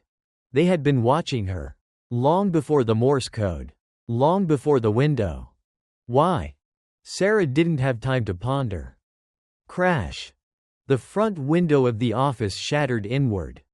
Sarah dropped to the floor, rolling behind the heavy mahogany desk as a canister skittered across the carpet. Spewing white gas. Tear gas. Police. Federal agents. Come out with your hands up. A voice boomed from the street. Sarah's heart stopped. Federal agents? No, Henderson didn't control the feds. Unless the corruption went higher than the state. Or, unless these weren't real feds. She peeked around the desk. Through the swirling smoke, she saw figures entering through the broken window. They wore windbreakers with FBI stenciled in yellow. But they moved wrong. They moved too fast. They didn't shout instructions. They swept the room with lasers. Assassins. Back door, Sarah hissed to herself. She crawled, keeping low to avoid the rising gas. Her eyes burned, her throat constricted. She reached the storage room door. She burst through it, sprinting for the back exit. Target is mobile. Rear exit. A voice crackled in an earpiece she could hear from 10 feet away. Sarah hit the back door, slamming her shoulder into the bar. She burst out into the alley. A black sedan was blocking the end of the alley. 2 men in suits were stepping out, guns drawn. Blocked. Sarah looked up. A fire escape on the building opposite. The ladder was retracted, 10 feet above the ground. She didn't hesitate. She ran at the wall, kicked off a dumpster, and leapt. Her fingers hooked the bottom rung of the rusted ladder. The metal bit into her skin. Take the shot. A bullet sparked against the brick inches from her hand. Sarah hauled herself up, adrenaline screaming in her veins. She scrambled up the ladder as bullets pinged off the metal stairs below her. She reached the roof. She didn't stop. She ran across the tar paper surface, jumping the gap to the next building, and the next. She was a rooftop runner now. Behind her, the sirens started wailing. Real police this time, responding to the break-in. Sarah collapsed behind an HVAC unit on a roof 3 blocks away, gasping for air, clutching the black notebook to her chest. She had the evidence. She had the target. But now, she knew the truth. This wasn't just a ring of perverts. This was a machine, and she had just thrown a wrench into its gears. She checked her burner phone. A text message. From unknown content. You have something that belongs to us. Mrs. Jenkins, bring it to the Avery Hotel tonight. Or we won't execute protocol clean slate on you. We'll execute it on the Bluebird Motor Inn. Sarah's blood turned to ice. They knew. They knew where the girls were. Sarah Jenkins didn't scream. She didn't cry. She stared at the glowing screen of the burner phone until the pixels burned into her retinas. We'll execute it on the Bluebird Motor Inn. Fear, cold and paralyzing, tried to seize her legs. It whispered that she was already too late. That she had failed Lily just like she had failed her unit in Kandahar. But Sarah strangled that fear. She converted it into fuel. She was 3 miles away. In city traffic. At 4:30 a.m. That was 10 minutes. She didn't have 10 minutes. She shoved the phone and the ledger into her waterproof pocket and sprinted to the edge of the roof.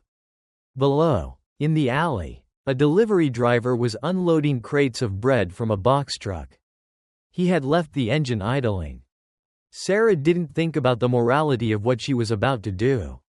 Morality was a luxury for people whose children weren't in the crosshairs of a hit squad. She scrambled down the fire escape, her boots ringing on the metal. She hit the pavement running. The driver, a heavy-set man in a hairnet, looked up, startled. Hey, you can't be back here. Sorry, Sarah grunted. She didn't hit him, she just shoved him, hard, sending him stumbling into a stack of plastic crates. She vaulted into the driver's seat of the box truck. It was a heavy, lumbering beast. But it had torque. She slammed the door, threw the gearshift into drive, and stomped on the accelerator. The truck lurched forward, tires squealing on the wet asphalt.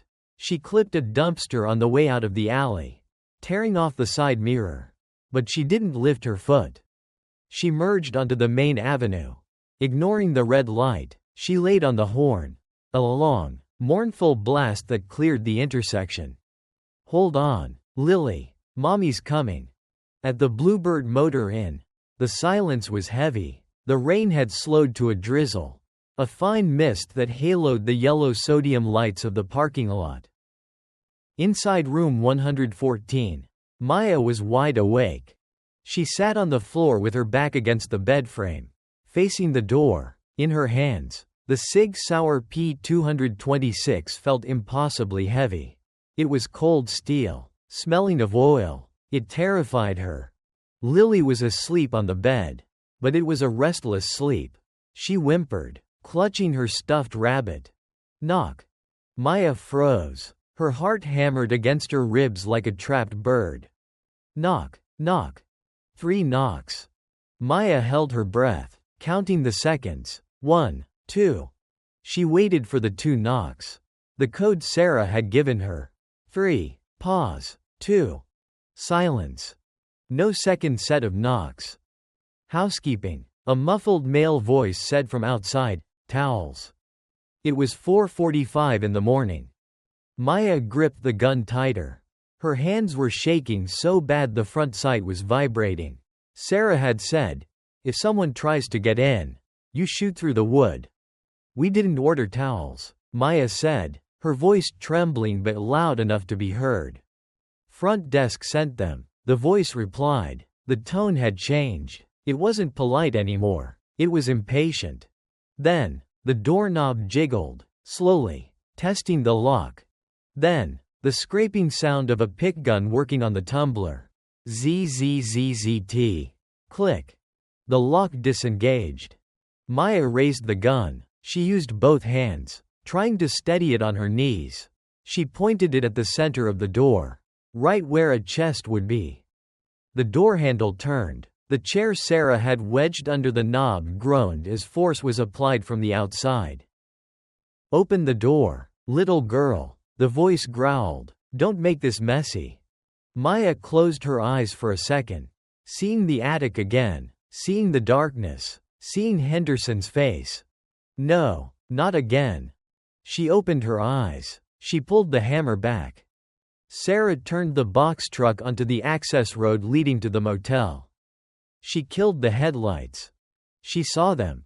2 black SUVs were parked horizontally across the entrance to the motel courtyard. Blocking any exit, 2 men stood by the vehicles, holding submachine guns, watching the street.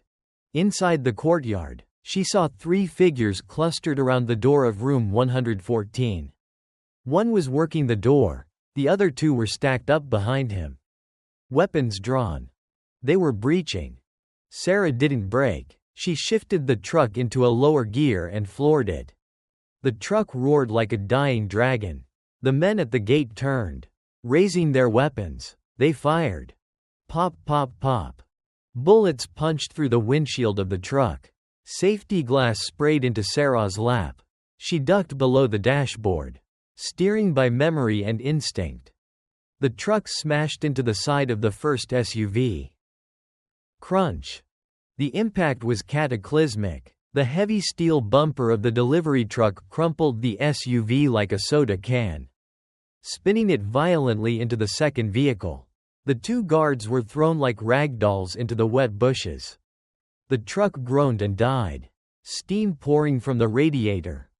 Sarah kicked the driver's side door open and rolled out onto the asphalt. Drawing her stolen crowbar, she had lost the shotgun in the warehouse. And the SIG was with Maya. She only had the crowbar and the element of chaos. The crash had distracted the team at the door. They spun around, weapons raised toward the wreckage of the burning SUV. Contact rear, one shouted. But they had forgotten the room. Bang! A gunshot from inside room 114. The wooden door exploded outward. A splintered hole appeared at chest height. The man closest to the door, the lockpicker, jerked violently. He clutched his chest, a look of absolute shock on his face, and collapsed backward onto the concrete walkway. Maya had fired. Clear the fatal funnel, the team leader shouted, realizing they were caught in a pincer. Frag out. He pulled a pin on a grenade, not a flashbang. A frag. He was going to kill everyone in that room. No, Sarah screamed. She broke cover from behind the truck. She didn't run at them, she ran at the support column of the motel overhang. She threw the heavy crowbar with everything she had left. It wasn't a precision weapon. But at 20 feet, it was a missile. The heavy iron bar helicoptered through the air and struck the leader in the wrist just as he cocked his arm to throw. Crack. Bone shattered. The grenade dropped. It landed at his feet. Grenade, he screamed, diving away. Sarah dove behind a concrete planter. Boom. The explosion shredded the motel walkway. The concrete slab cracked and collapsed. The windows of room 114 and 115 shattered inward. The shockwave set off car alarms for blocks. Sarah's ears were ringing, a high-pitched whine that drowned out the world. She stood up, staggering. The leader and his remaining partner were down, peppered with shrapnel, groaning in the debris. Sarah didn't check them. She ran to room 114. The door was hanging off its hinges. Smoke poured out. Lily, Maya, Sarah screamed, plunging into the smoke. The room was a wreck. The explosion had blown the curtains off the wall. The TV was shattered. Mom? A small voice from the bathroom. Sarah kicked the bathroom door open. Lily and Maya were huddled in the bathtub, covered with a mattress they had dragged in there. It was the smartest thing they could have done. Sarah shoved the mattress aside. Lily was crying, terrified but unharmed. Maya was staring at the gun in her hands, her eyes vacant. Maya, Sarah said, grabbing the gun gently and engaging the safety. You did it. You saved her. Maya looked up, tears cutting tracks through the dust on her face. I shot him. You protected your family, Sarah said fiercely. Now we move. She grabbed the girls. Out the window. The back window. The front is too hot. Sarah used a chair to smash the remaining glass of the rear window. They climbed out into the alley behind the motel. Police sirens were wailing in the distance. Real police this time. Fire trucks. The explosion had woken the whole city. We need a car. Maya gasped. The truck is dead.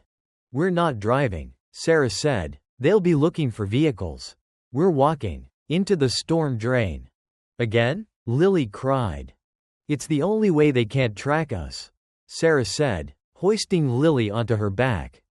They ran across the overgrown field behind the motel, sliding down the muddy embankment into the concrete culvert that ran parallel to the highway.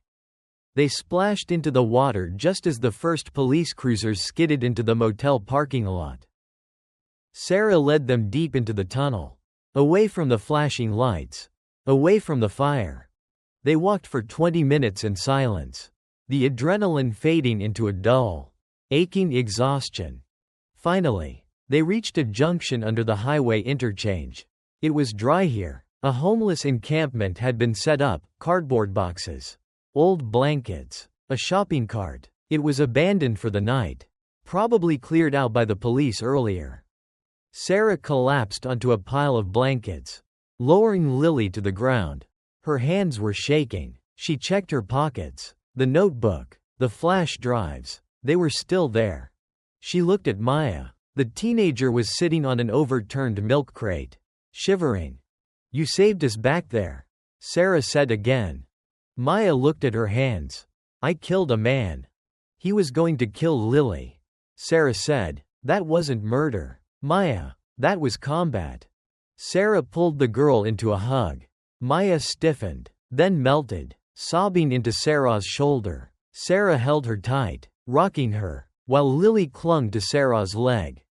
For a moment, in the filth of the underpass, they were a tableau of broken things holding each other together. What do we do now? Lily asked, her voice small. We don't have a house. We don't have Mr. Miller. We don't have a car. Sarah pulled away and looked at her daughter. She wiped the soot from Lily's cheek. We have this, Sarah said, pulling out the black notebook. She opened it to the page she had marked. The Avery Hotel. The auction. The 14th. Tomorrow is the 13th, Sarah said. We have 1 day to prepare.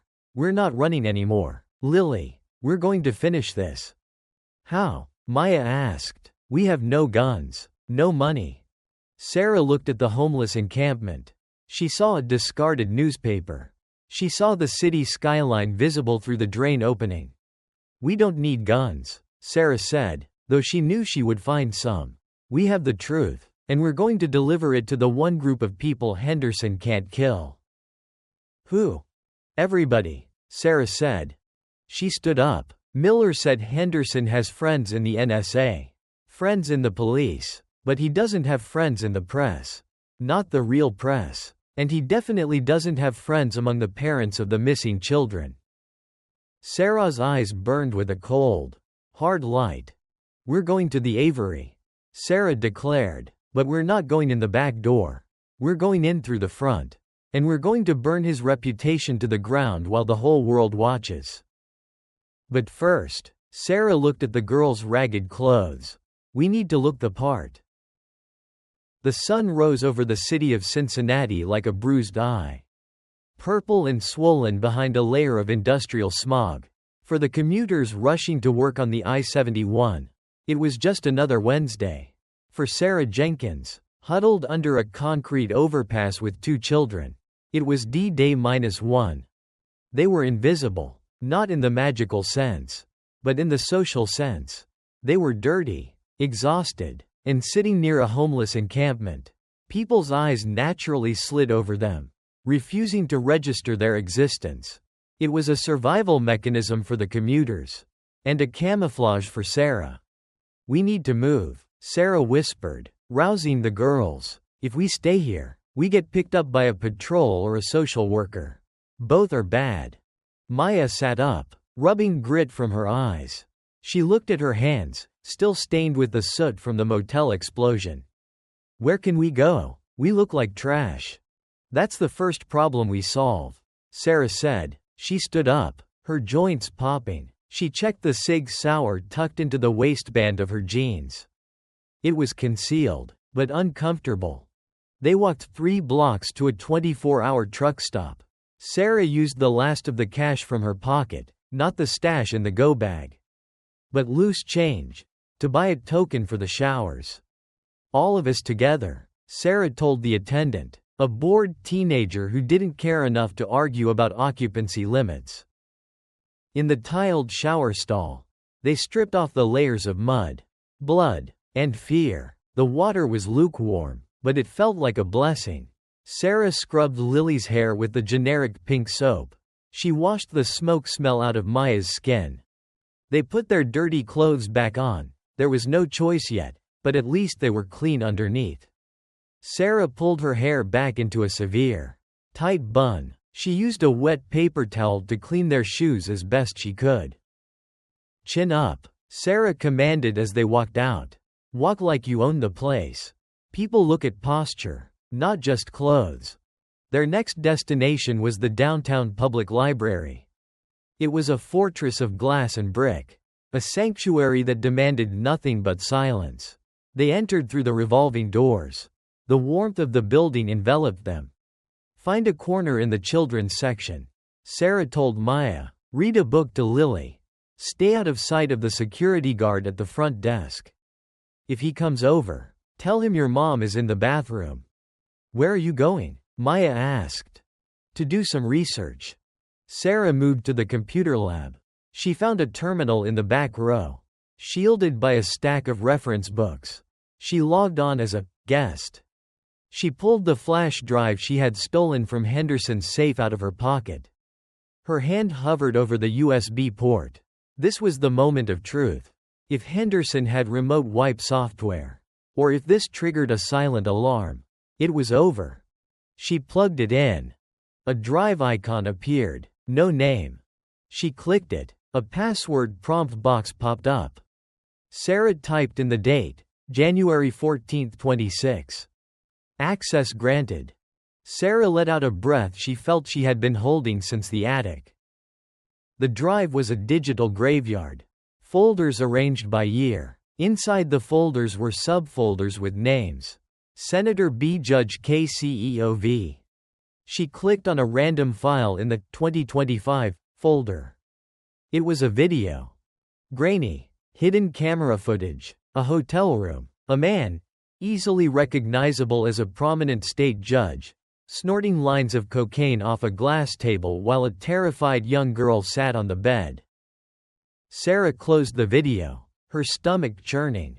It wasn't just trafficking. It was compromising material. Henderson wasn't just selling children, he was recording the buyers. He was building a web of blackmail that ensured his protection. No wonder the police never investigated. No wonder the FBI raids were tipped off. Half the people in power were on these drives. She navigated to a folder labeled The Auction, Avery Gala. She opened a PDF file, Security Protocol and Guest List. She scanned the document, her eyes darting across the screen. Venue: the Avery Hotel. Grand Ballroom. Date: January 14th. Time: 7 p.m., cocktails. 8:30 p.m., the main event. Security: private firm, Blackwood Global. Metallic screening. Biometric check for VIPs. Biometrics. That was a problem. She couldn't forge a retina scan or a fingerprint. But then she saw the second tier of entry. Staff and catering. All personnel must display QR badge at service entrance B. Background checks waived for replacement staff due to union strike. Sarah smiled grimly. A union strike. Henderson was cutting corners. He was bringing in scab labor for the catering. That was the hole in the armor. She opened a browser window and searched for Avery Hotel Uniform Catering. Standard black bistro apron, white button-down shirt, black tie, black slacks. She memorized the logo on the badge template in the PDF. She couldn't print it here, too risky to leave a paper trail. She would have to hand-draw it or find a print shop that didn't ask questions.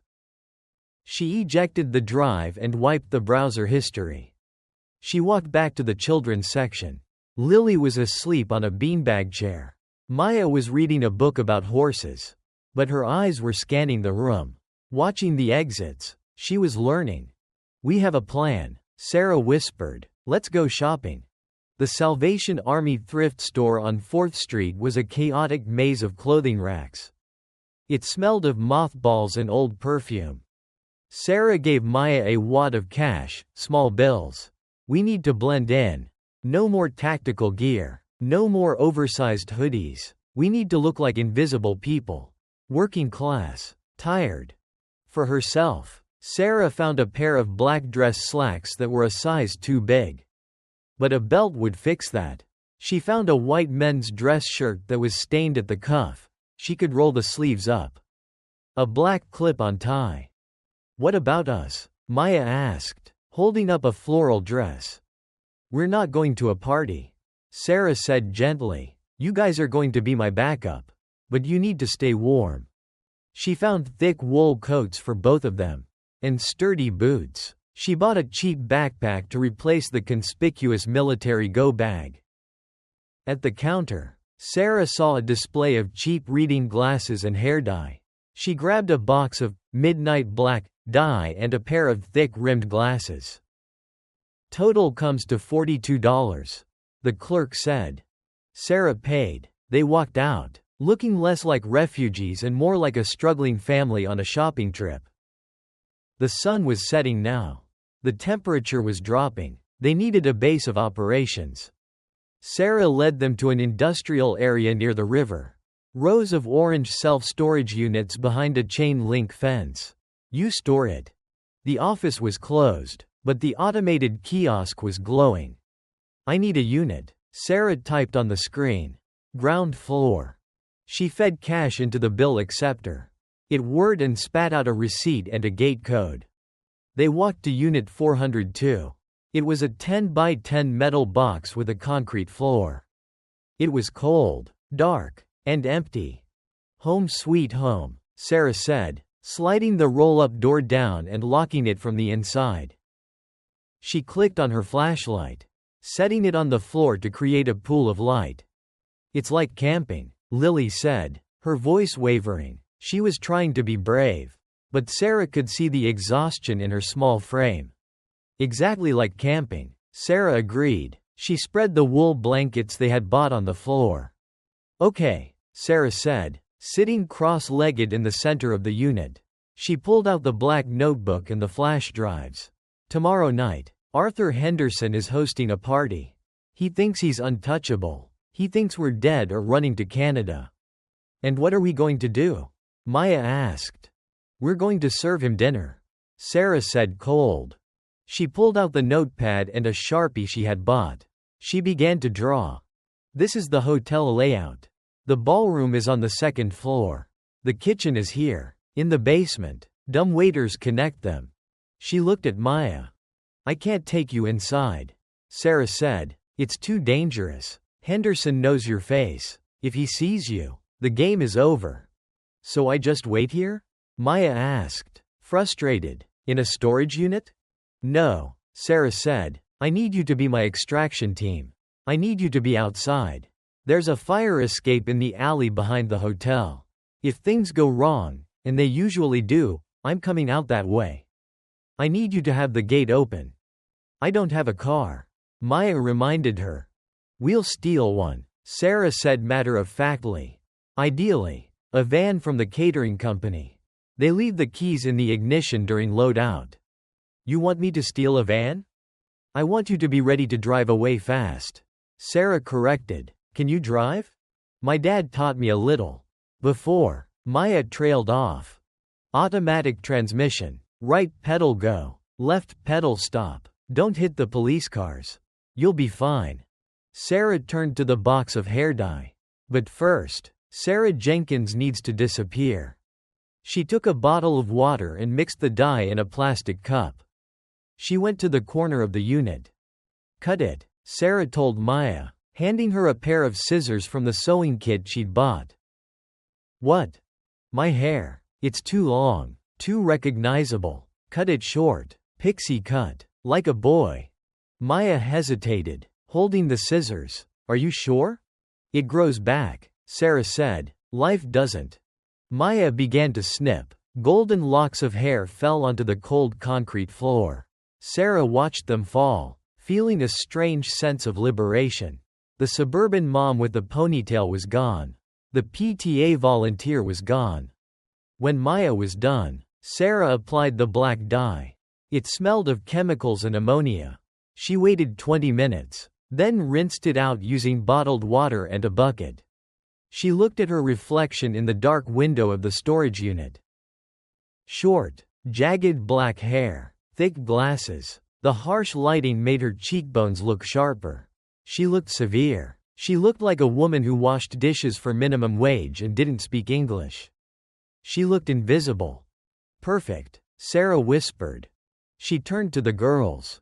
Lily was already asleep, curled up in the blankets. Get some sleep, Maya. We move at 1,600 hours tomorrow. Maya lay down, but she didn't close her eyes immediately. Sarah? Yeah? Why are you doing this? You could have just taken Lily and run. You could have dropped me at a hospital. Sarah cleaned the Sig Sauer in the dim light, wiping the mechanism with a rag. When I was in Afghanistan, Sarah said softly, we had a rule, no man left behind. It didn't matter if you liked them. It didn't matter if they were stupid. If they wore the uniform, you brought them home. She looked at Maya. You're part of the unit now. Maya. And Henderson. He's the enemy. And you don't run from the enemy. You flank them, you close with them, and you destroy them. Sarah clicked the magazine back into the pistol. Tomorrow, we destroy him. The service entrance of the Avery Hotel was a gaping maw swallowing delivery trucks and spitting out exhaust fumes. It was raining again, a cold, sleeting drizzle that turned the alleyway into a slick of oil and grime. Sarah Jenkins stood in line with a dozen other temp workers, shivering in her thin white dress shirt and ill-fitting black slacks. She adjusted the thick-rimmed glasses on her nose. Her hair, now dyed a harsh, ink black and chopped into a jagged pixie cut, felt foreign against her neck. She wasn't Sarah Jenkins, former sergeant of the 101st Airborne. Tonight, she was Maria, a last-minute agency hire filling in for the striking union staff. ID, the security guard at the door grunted. He was wearing a Blackwood Global uniform. Private military contractors. Henderson had upgraded his security detail. Sarah handed over the laminated badge she had forged at a 24-hour copy shop using a template from the stolen drive. It was crude, but she was counting on the chaos of the night to blur the details. The guard glanced at it, then at her face. He didn't look at her eyes. He looked at the logo on her shirt. He didn't see a threat, he saw cheap labor. Kitchen. B2. Move it. He jerked his thumb. Sarah walked past him, suppressing the urge to size him up for a takedown. Head down, shoulders slumped, be invisible. She entered the bowels of the hotel. The air instantly changed. It was hot, humid, and smelled of roasted garlic, searing meat, and industrial dishwasher soap. The kitchen was a war zone of a different kind. Chefs in white coats screamed orders like drill sergeants. Line cooks moved with the frantic precision of a pit crew. "You, new girl." A sous chef with a red face pointed a ladle at her. "We're down 3 runners. Grab a tray. Champagne flutes. Grand ballroom. Now." "Yes, chef," Sarah mumbled, affecting a slight accent. She grabbed a heavy silver tray loaded with crystal glasses. The weight was comforting. It grounded her. She moved to the service elevator. It smelled of stale beer and trash. As it ascended to the second floor, Sarah checked her wrist. No watch, catering staff weren't allowed jewelry. She glanced at the digital display on the wall. 1915. The doors opened. The noise hit her first. A low, sophisticated roar of conversation, punctuated by the clinking of glass and polite laughter. A string quartet was playing Vivaldi, the delicate notes floating over the shark tank. Sarah stepped out into the grand ballroom. It was magnificent. Crystal chandeliers the size of small cars hung from the gold-leafed ceiling. The walls were draped in velvet. Tables were set with fine china and towering floral centerpieces. And the people. The governor was there, holding a scotch. The senator whose name was in the black ledger was laughing at a joke told by a real estate tycoon. Judge K., the man Sarah had seen in the compromising video, was eating a shrimp canapé, wiping grease from his lip with a silk napkin. They looked so normal, so respectable. Sarah moved through the crowd like a ghost. She offered champagne. She cleared empty plates. She kept her eyes lowered, but her peripheral vision was wide open. Sector scan. 3 exits. 4 armed guards at the main doors. 2 at the terrace. She needed to find the node. The control center. The auction wasn't happening here. This was just the reception. The real event, the sale of human lives, would happen behind closed doors. She spotted him. Arthur Henderson. He was standing near the center of the room, basking in the attention. He wore a tuxedo that cost more than Sarah's car. He looked relaxed, his earlier panic at the house completely gone. He thought he had won. He thought the problem had been scrubbed. Standing next to him was a man Sarah recognized from the dossier Miller had compiled years ago. Viktor Volkov, Russian organized crime, a facilitator for the Eastern European pipeline. Sarah felt a surge of bile rise in her throat. Her hand tightened on the silver tray. It would be so easy. Drop the tray. Draw the Sig Sauer from the holster strapped to her ankle, hidden by the baggy slacks. 2 shots. 1 for each monster. No. Discipline. Kill the man. The network survives. Expose the network. The man burns forever. She needed to know where the auction was. She drifted closer, collecting empty glasses from a nearby table. She turned her back to Henderson, straining her ears to filter out the Vivaldi and the chatter. "The merchandise is secure?" Henderson's voice, smooth, oily. "Upstairs," Volkov replied. His voice was like grinding stones. "The penthouse suite, the Churchill room. We start at 8:30 sharp. The buyers are getting restless. Relax, Victor. The encryption is solid. The livestream is set." Henderson chuckled. "Tonight sets us up for the Senate run. After this, we're untouchable." The penthouse, Churchill room, Livestream. Sarah had her target. But getting to the penthouse was impossible. The elevators to the top floors were locked down. Keycard access only. VIPs only. Sarah backed away, turning toward the kitchen service doors. She needed a keycard. As she pushed through the swinging doors into the service corridor, she nearly collided with a massive figure. It was the head of security. Not a hotel guard, a Blackwood mercenary. He was wearing a dark suit. But the earpiece and the bulge of a subcompact weapon under his jacket gave him away. He blocked her path. "Watch it," he growled. He looked at her, really looked at her. Sarah's heart stopped. Did the disguise hold?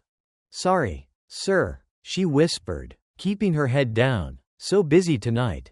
He stared at her for a second longer, his eyes narrowing behind his sunglasses. Indoors. At night. A sign of pure arrogance. Then he sniffed dismissively. "Clean up that spill on table 4. He barked, and pushed past her back into the ballroom. Sarah let out a breath. Close. Too close. But as he brushed past her, she had seen it, a white keycard on a lanyard, tucked into his breast pocket. A master key. She needed that card. But she couldn't take it by force. Not here. Not with 300 witnesses and cameras everywhere. She needed an accident. Sarah went back into the kitchen. She grabbed a fresh pitcher of ice water. She waited by the service door, watching through the small circular window. The head of security was making his rounds. He was standing near the entrance to the foyer, talking to the senator. Sarah took a deep breath. Showtime. She burst through the doors. Moving fast, too fast for a careful server. She headed straight for the head of security. As she approached, she feigned a stumble. Her heel caught on the carpet. "Whoa!" she cried out. She launched the pitcher of ice water forward. It wasn't a splash, it was a deluge. The freezing water soaked the head of security's chest, drenching his suit and shirt.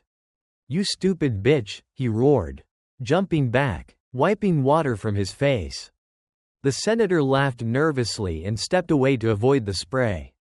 I'm so sorry, sir," Sarah wailed, dropping to her knees, pulling a napkin from her apron and frantically dabbing at his wet jacket. "Get off me," he shoved her away. But in that split second of chaotic contact, while he was blinded by the shock of the cold water and she was helping him dry off, Sarah's hand had moved with the speed of a magician. Her fingers dipped into his breast pocket. She felt the plastic of the card.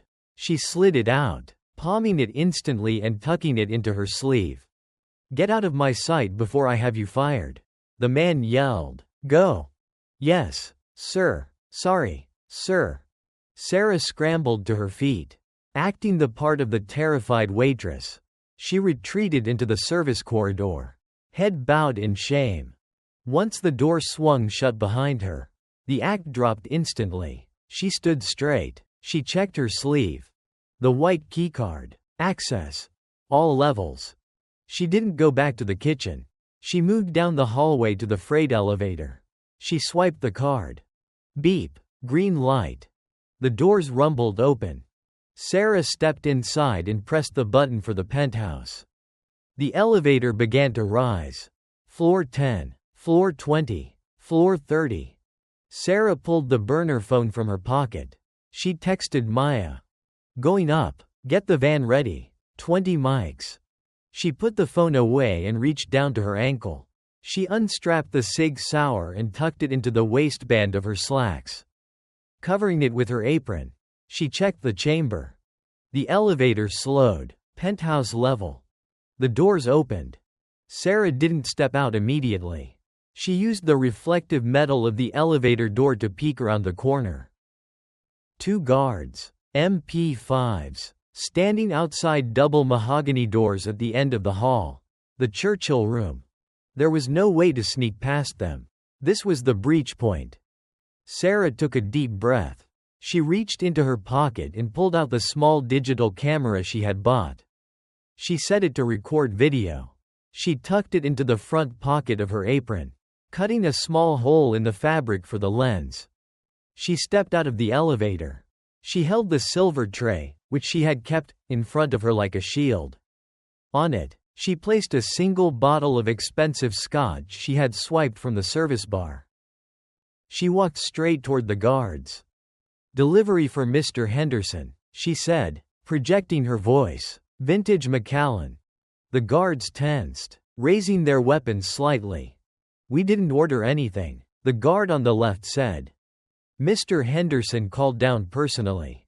Sarah lied, keeping her pace steady. "He said the Russian gentleman was thirsty."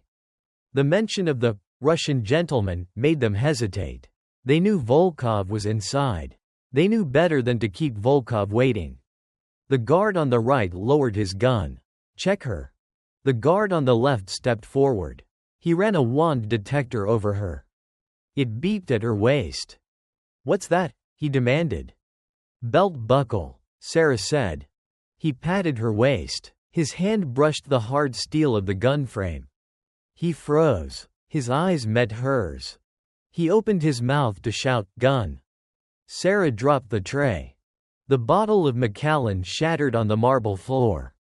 Before the glass hit the ground, Sarah's hand was already moving. She grabbed the guard's barrel, forcing it up, and drove her knee into his groin. As he doubled over, she drew her sig with her right hand and fired over his shoulder. Fut-fut. 2 shots. Suppressed? No, she didn't have a suppressor. Bang bang. The shots were thunderous in the confined hallway. The second guard, the one near the door, took 2 rounds in the chest plate. He stumbled back, gasping, but his armor held. He raised his MP5. Sarah used the first guard as a human shield, shoving him forward. The second guard hesitated. Sarah fired again, a headshot. The second guard dropped. The first guard, the one groaning on the floor, reached for his sidearm. Sarah kicked him in the temple. He went limp. Silence returned to the hallway, ringing with the echo of gunfire. Sarah stood over the bodies. Her heart was a jackhammer. Inside the Churchill room, the auction was happening, and they definitely heard that. She ran to the double doors. Locked. She fired into the lock mechanism. Bang, bang. She kicked the door. It swung open. Sarah Jenkins stepped into the room. It was a library. Dark wood, leather chairs. In the center, a large screen displayed a live feed of a terrified girl in a cage, not Maya. Someone else. A row of men sat around a table with laptops. Henderson was there. Volkov was there. They all turned to look at the waitress with the black pixie cut and the smoking gun. Henderson's face went pale. He recognized her instantly, even with the hair. "You," he whispered. Sarah raised the gun, aiming directly at Henderson's head. "The auction is closed," Sarah said. Volkov didn't panic. He smiled. He reached under the table. "You are a very persistent woman," the Russian said, "but you are trapped. We have 10 men coming up that elevator right now." "I don't need to escape," Sarah said, her finger tightening on the trigger. "I just need to make sure you don't." She reached into her apron with her free hand and pulled out the flash drive, the one containing the ledger. The videos. Everything. She saw the laptop connected to the main screen, the one broadcasting the livestream to the buyers. "Don't do it," Henderson begged, raising his hands. "I can pay you. I can give you millions. You can disappear. You and your brat." Sarah looked at the screen. At the girl in the cage. "I'm already gone," Sarah said. She lunged for the laptop. Volkov fired a small pistol from under the table. Sarah felt a burning sting in her side. Like a hot poker. She stumbled, but she didn't fall. She slammed the flash drive into the USB port of the broadcasting laptop. She hit enter. On the screen, the image of the girl in the cage flickered. It was replaced by the video of Judge K snorting cocaine. Then a list of names. Then the photos of the buyers. It was broadcasting to everyone. To the buyers. To the dark web. And thanks to the script Miller had written on the drive, It was auto-forwarding to the FBI, CNN, and the New York Times. "It's over," Sarah gasped, clutching her bleeding side. Volkov roared in rage and stood up, aiming his gun for the kill shot. Crash! The window behind them exploded inward. A rope descended from the roof. A figure in black tactical gear swung through the shattered glass, kicking Volkov in the chest and sending him flying across the room. Sarah blinked, her vision blurring. Wait, she didn't call for backup. The figure landed in a crouch and raised an assault rifle. FBI, nobody move. Sarah slumped against the doorframe, the gun slipping from her fingers. The cavalry had arrived, but was it the rescue party? Or the cleanup crew? The penthouse of the Avery Hotel was no longer a sanctuary of wealth, it was a crime scene. Sarah Jenkins slid down the doorframe, leaving a smear of bright red blood on the white paint. The pain in her side was no longer a sharp sting, it was a dull, consuming fire that radiated through her entire torso. She pressed her hand against the wound, feeling the warm, sticky wetness soaking through her apron. Secure. Room clear. Voices shouted. Men in FBI windbreakers swarmed the room. They weren't the cleanup crew. They moved with the frantic energy of rescuers, not assassins. Arthur Henderson was on his knees, his expensive tuxedo rumpled, his face a mask of disbelief. A federal agent was zip-tying his hands behind his back. "You can't do this," Henderson screamed, spit flying from his mouth. "I am a councilman. I have immunity. That woman is a terrorist." "Shut up, Arthur," the agent said, tightening the cuffs until Henderson winced. "We just watched your live stream. You, Judge K. the senator. You're all trending on Twitter right now. You're not a politician anymore. You're a viral sensation." Across the room, Viktor Volkov, the Russian mobster, wasn't screaming. He was groaning. The tactical officer who had swung through the window, a massive man with a beard, stood over him, keeping a boot on Volkov's chest and a rifle aimed at his head. Sarah tried to stand, but her legs refused to cooperate. The room spun.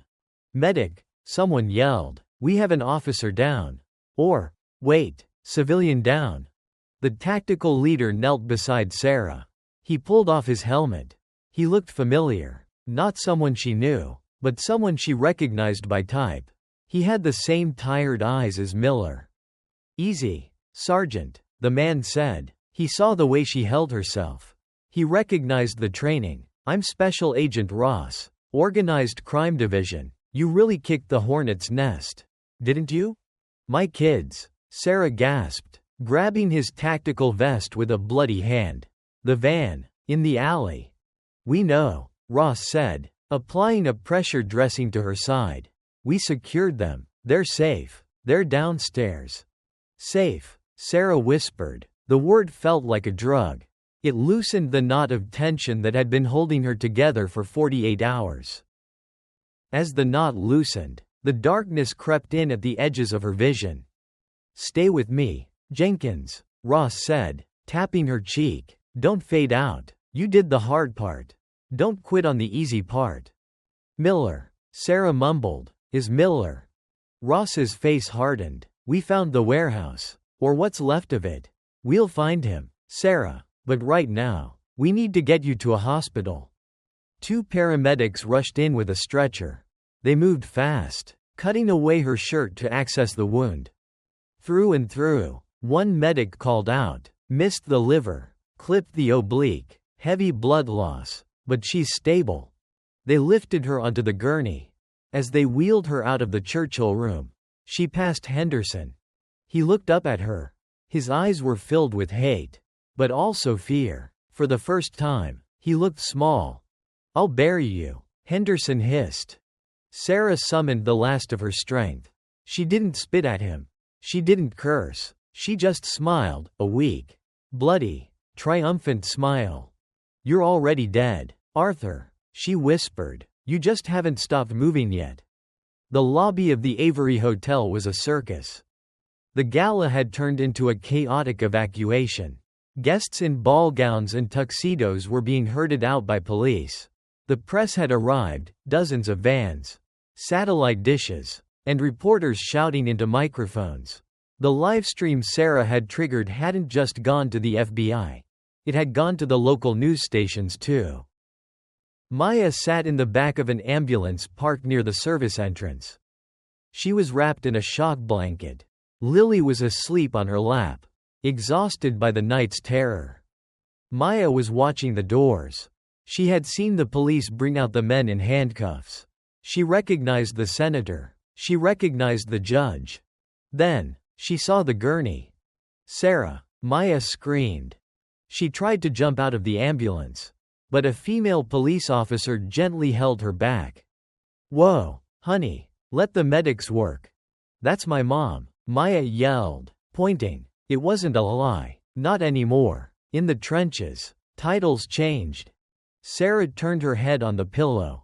She saw them. She waved a weak hand. The paramedics paused, loading the stretcher. "Let her come," Sarah rasped to Agent Ross, who was walking beside the gurney. "Let them come." Ross nodded to the officer. "Let them through." Maya scrambled over, dragging a sleepy Lily by the hand. They reached the side of the gurney. "You're hurt," Lily said, her eyes wide, staring at the blood-soaked bandages. "You have a boo-boo." "Yeah, baby." Sarah managed a chuckle that turned into a cough. "A big one. But the bad men are gone. Look." She pointed to a police van where Arthur Henderson was being shoved into the back cage. The flashes of the paparazzi cameras were blinding, documenting his shame for history. "Is it over?" Maya asked. She looked older than she had 3 days ago. Her eyes were harder, but clearer. "The war is over," Sarah said. "Now comes the paperwork." Ross stepped in. "We need to go. She needs surgery." "I'm riding with her," Maya declared. She stared the federal agent down. Ross looked at the teenager, then at the fierce, wounded woman on the stretcher. He smiled. "Wouldn't dream of stopping you," Ross said. "Get in." 3 days later. The hospital room was quiet. It smelled of antiseptic and flowers. Too many flowers.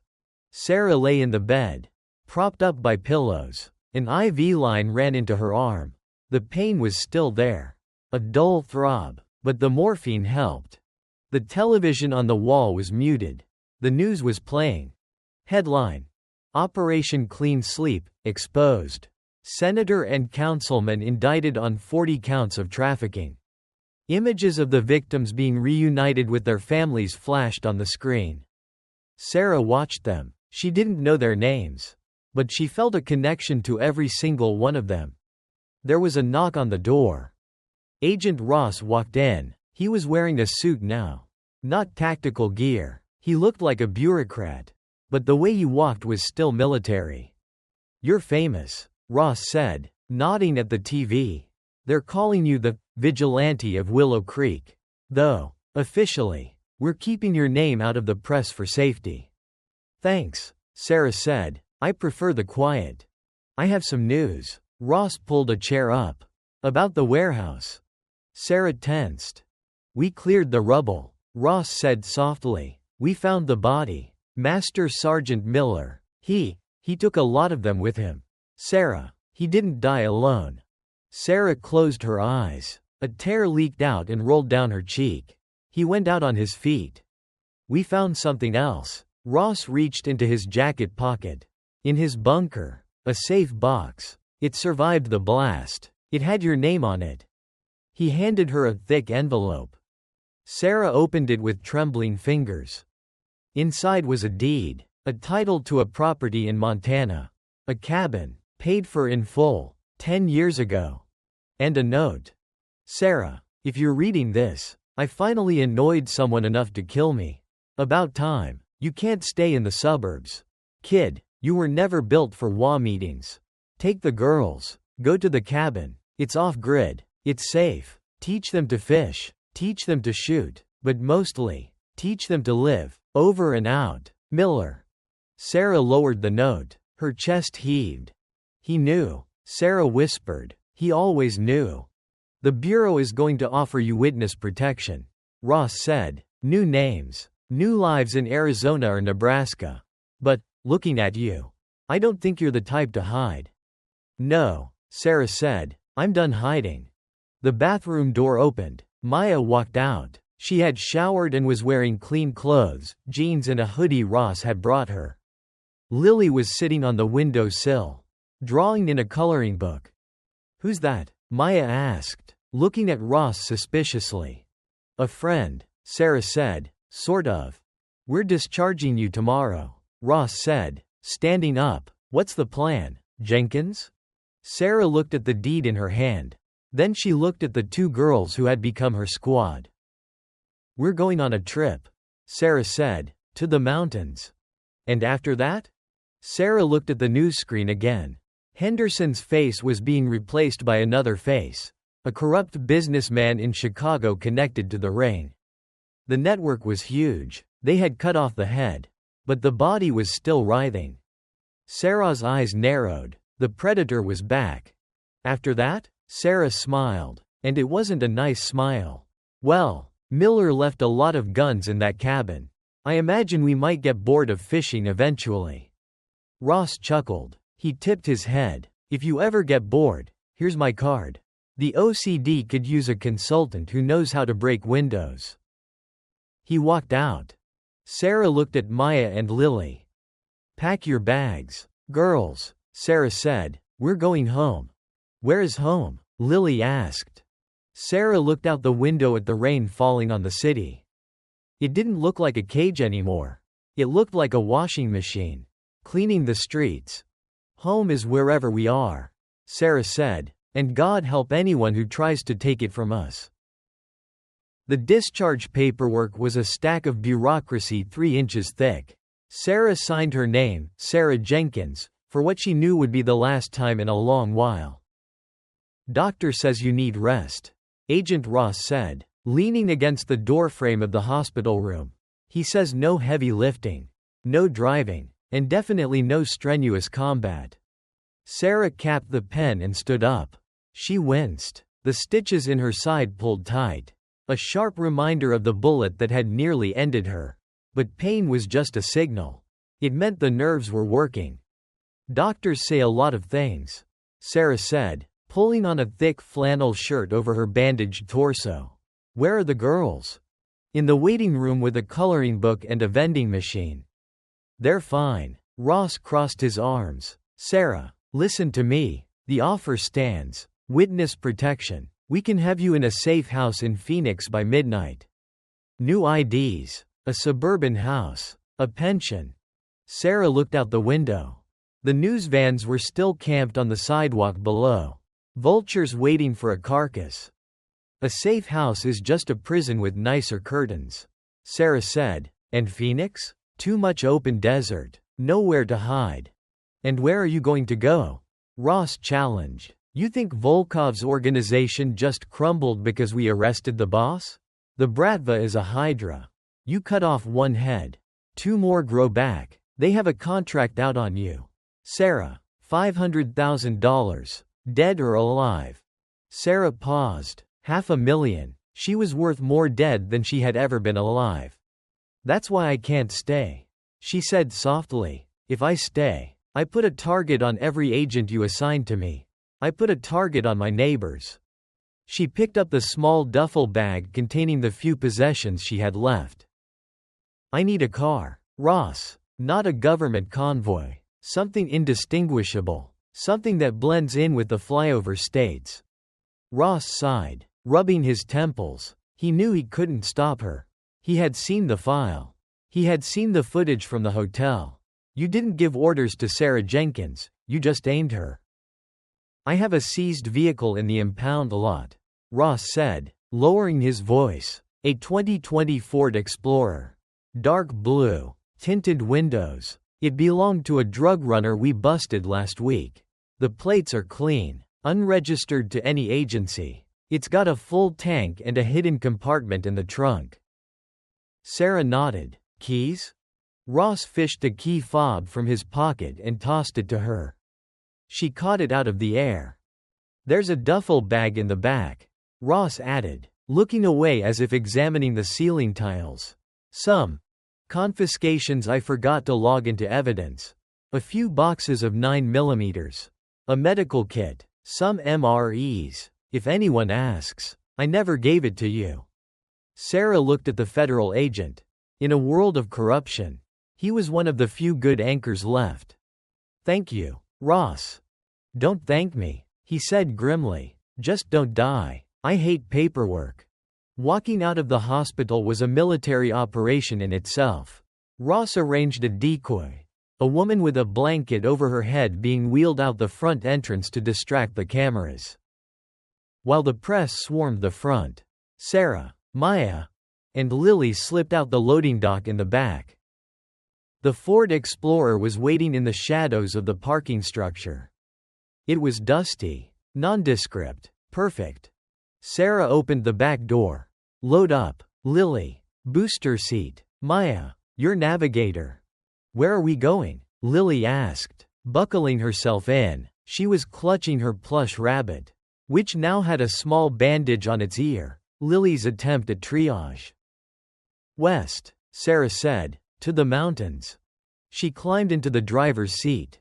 The leather was cold. She adjusted the mirrors. Her side hurt like hell when she twisted, but she grit her teeth. She started the engine. It purred with a V6 rumble. "Maya," Sarah said, looking in the rearview mirror. "Watch the 6. That means behind us. If you see the same car for more than 3 turns, you tell me." "Okay," Maya said. She wasn't the scared teenager from the attic anymore. She wore a baseball cap pulled low, and her eyes were constantly scanning the mirrors. She had learned. They pulled out of the garage, merging into the afternoon traffic of Cincinnati. Sarah didn't take the direct route to the highway. She wove through the industrial district, cutting through parking lots, doubling back. She was cleaning her trail. After 40 minutes of counter-surveillance driving, she was satisfied. No tails. She merged onto I-74 West. The city skyline, the place that had been her home, her battlefield, and nearly her grave, began to shrink in the rearview mirror. "Can we listen to music?" Lily asked, breaking the tension. Sarah hesitated, then smiled. "Yeah, Bug, put on whatever you want." Lily turned on the radio. Taylor Swift filled the cabin. It was jarringly normal. A pop song about heartbreak playing in a car driven by a fugitive assassin with a $500,000 bounty on her head. The miles rolled by. Indiana, cornfields, flat, gray horizons. Sarah drove with one hand on the wheel, the other resting near the center console where she had tucked the Sig Sauer. She watched every car that passed them. A trucker, a minivan with a "baby on board" sticker, a salesman in a sedan. Paranoia was her passenger. By nightfall, they were crossing into Illinois. The rain had returned, a steady drizzle that blurred the windshield. "I'm hungry," Lily complained. "We'll stop soon," Sarah said. She pulled off at a rest stop near Champaign. It was desolate, bathed in the sickly orange glow of sodium lights. "Bathroom and snacks. 5 minutes. Nobody talks to strangers," Sarah ordered. They walked into the building. Sarah scanned the room. A janitor mopping the floor. A tired family eating burgers. And a man standing by the vending machines. He was wearing a trucker hat and a denim jacket. He was looking at his phone, then looking up at the entrance. Sarah stiffened. She stepped in front of the girls. The man looked at them. His eyes lingered on Sarah. He looked back at his phone. Sarah's hand drifted to her waistband. The man frowned, tapped his phone, and walked past them toward the men's room. He didn't look back. Sarah let out a breath. Just a guy. Just a normal guy. "Mom?" Maya whispered. "You're shaking." Sarah looked at her hand. It was trembling slightly. The adrenaline crash. The fatigue. The wound. "I'm okay," Sarah lied. "Get your snacks." They bought water. beef jerky, and crackers. They walked back to the car. As Sarah unlocked the Explorer, her phone buzzed. It was the burner Ross had given her. Text message. Sender. Ross body. Intelligence intercept. Volkov's lawyer just made a call. They know you left the hospital. They know you're heading west. They don't know the vehicle yet, but they have spotters on the interstates. Stay off the main roads. Sarah stared at the screen. They have spotters. The highways were a trap. The cameras, the toll booths, the sheer volume of traffic, it was a dragnet. Change of plans, Sarah announced, throwing the phone onto the passenger seat. She started the car, but instead of getting back on the westbound ramp, she turned onto a two-lane state road heading north. Where are we going? Maya asked, opening a bag of jerky. The scenic route, Sarah said. We're taking the back roads. No cameras, no tolls. That will take twice as long, Maya noted, checking the GPS on the dashboard. Better late than dead, Sarah muttered. They drove into the darkness of rural Illinois. The road was narrow, lined with corn stalks that looked like walls of skeletons in the headlights. 2 hours later, 11 p.m., a set of headlights appeared behind them. High beams, bright and aggressive. Sarah checked the mirror. A pickup truck, lifted suspension. It was gaining fast. Sarah sped up. 65, 70, 75. The truck sped up too. It got closer. Too close. Tailgating. Is that a bad man? Lily woke up, rubbing her eyes. Probably just a drunk, Sarah said, keeping her voice calm. Maya, hold on to Lily. Sarah tapped the brakes. A brake check to warn him off. The truck didn't back off. It surged forward. Bam! The truck rammed the back of the Explorer. He hit us, Maya screamed. Sarah wrestled the wheel to keep them on the road. This wasn't a drunk. This was an attack. Get down, Sarah shouted. The truck pulled into the left lane. Coming alongside them, Sarah looked over. The windows of the truck were down. A man in the passenger seat was leaning out. He was holding a sawed-off shotgun. Contract verified, the man yelled over the wind. He raised the shotgun. Sarah slammed on the brakes. The shotgun blast erupted, but because Sarah had braked, the shot missed the driver's window and blew out the front tire of the Explorer. Boom! The Explorer lurched violently to the left. The rim ground into the asphalt. Sparks flying like fireworks. Sarah fought the steering wheel, her stitches tearing with the effort. Hang on. She yanked the wheel to the right, forcing the crippled car off the road and into the cornfield.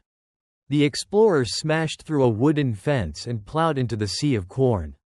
Stalks whipped against the windshield. The car bounced over ruts and mud, spinning out of control. It slid sideways for 50 yards before coming to a halt in a cloud of dust and corn debris. Silence. Is everyone okay? Sarah gasped, unbuckling her seatbelt. I'm okay, Maya said, her voice shaking. Lily? I dropped my bunny. Lily whimpered. Leave the bunny, Sarah commanded. She kicked her door open. Out, now, they're coming back. She grabbed her duffel bag from the back seat, the one with the ammo. She checked her sig, full mag. Into the corn, Sarah whispered. Deep, don't run in a straight line. Zig-zag. They scrambled out of the car and vanished into the towering stalks. The corn was 7 feet high. A dense, rustling jungle. Back on the road, the pickup truck had stopped. Sarah heard doors slam. I saw them go in, a voice shouted. A country accent. Hired muscle. Local contractors looking for a payday. Get the lights. Flush 'em out. Powerful flashlights cut beams through the top of the corn. Sarah crouched in the mud, holding Lily close. Maya was next to her, breathing hard. Mom, Maya whispered, there's nowhere to go. It's just corn. Sarah looked at the girls. She looked at her wound, bleeding through her flannel shirt again. She realized she had made a mistake. She had tried to run. You don't run from a hunt. You turn the hunted into the hunter. Take Lily, Sarah whispered to Maya. Go 50 paces that way and lay flat. Do not move. Do not make a sound. What are you going to do? Sarah racked the slide of her pistol. Her eyes were dark, devoid of fear, filled only with a cold, tactical calculus. I'm going to cancel their contract, Sarah said. She turned and disappeared back toward the road, moving through the corn not like a victim, but like a ghost in the grass. The 101st Airborne taught her how to fight in the mountains. But instinct taught her how to fight in the dark. The wolf was at the door, but he had forgotten that the lioness was inside. The cornfield was a living thing. It breathed with the wind, a dry, rustling hiss that sounded like 1,000 secrets being whispered at once.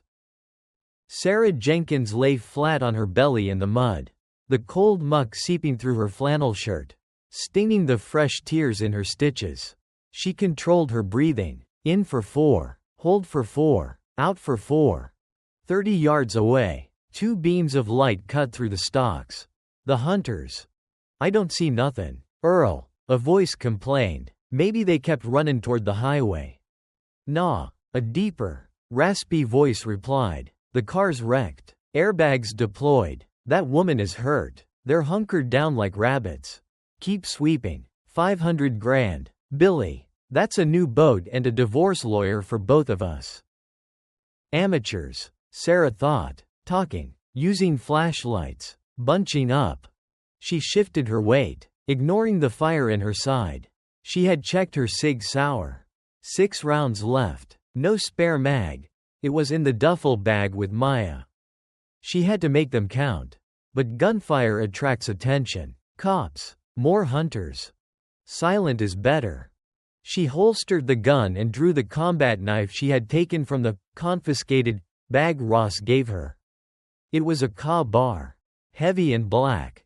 She picked up a clod of dried dirt.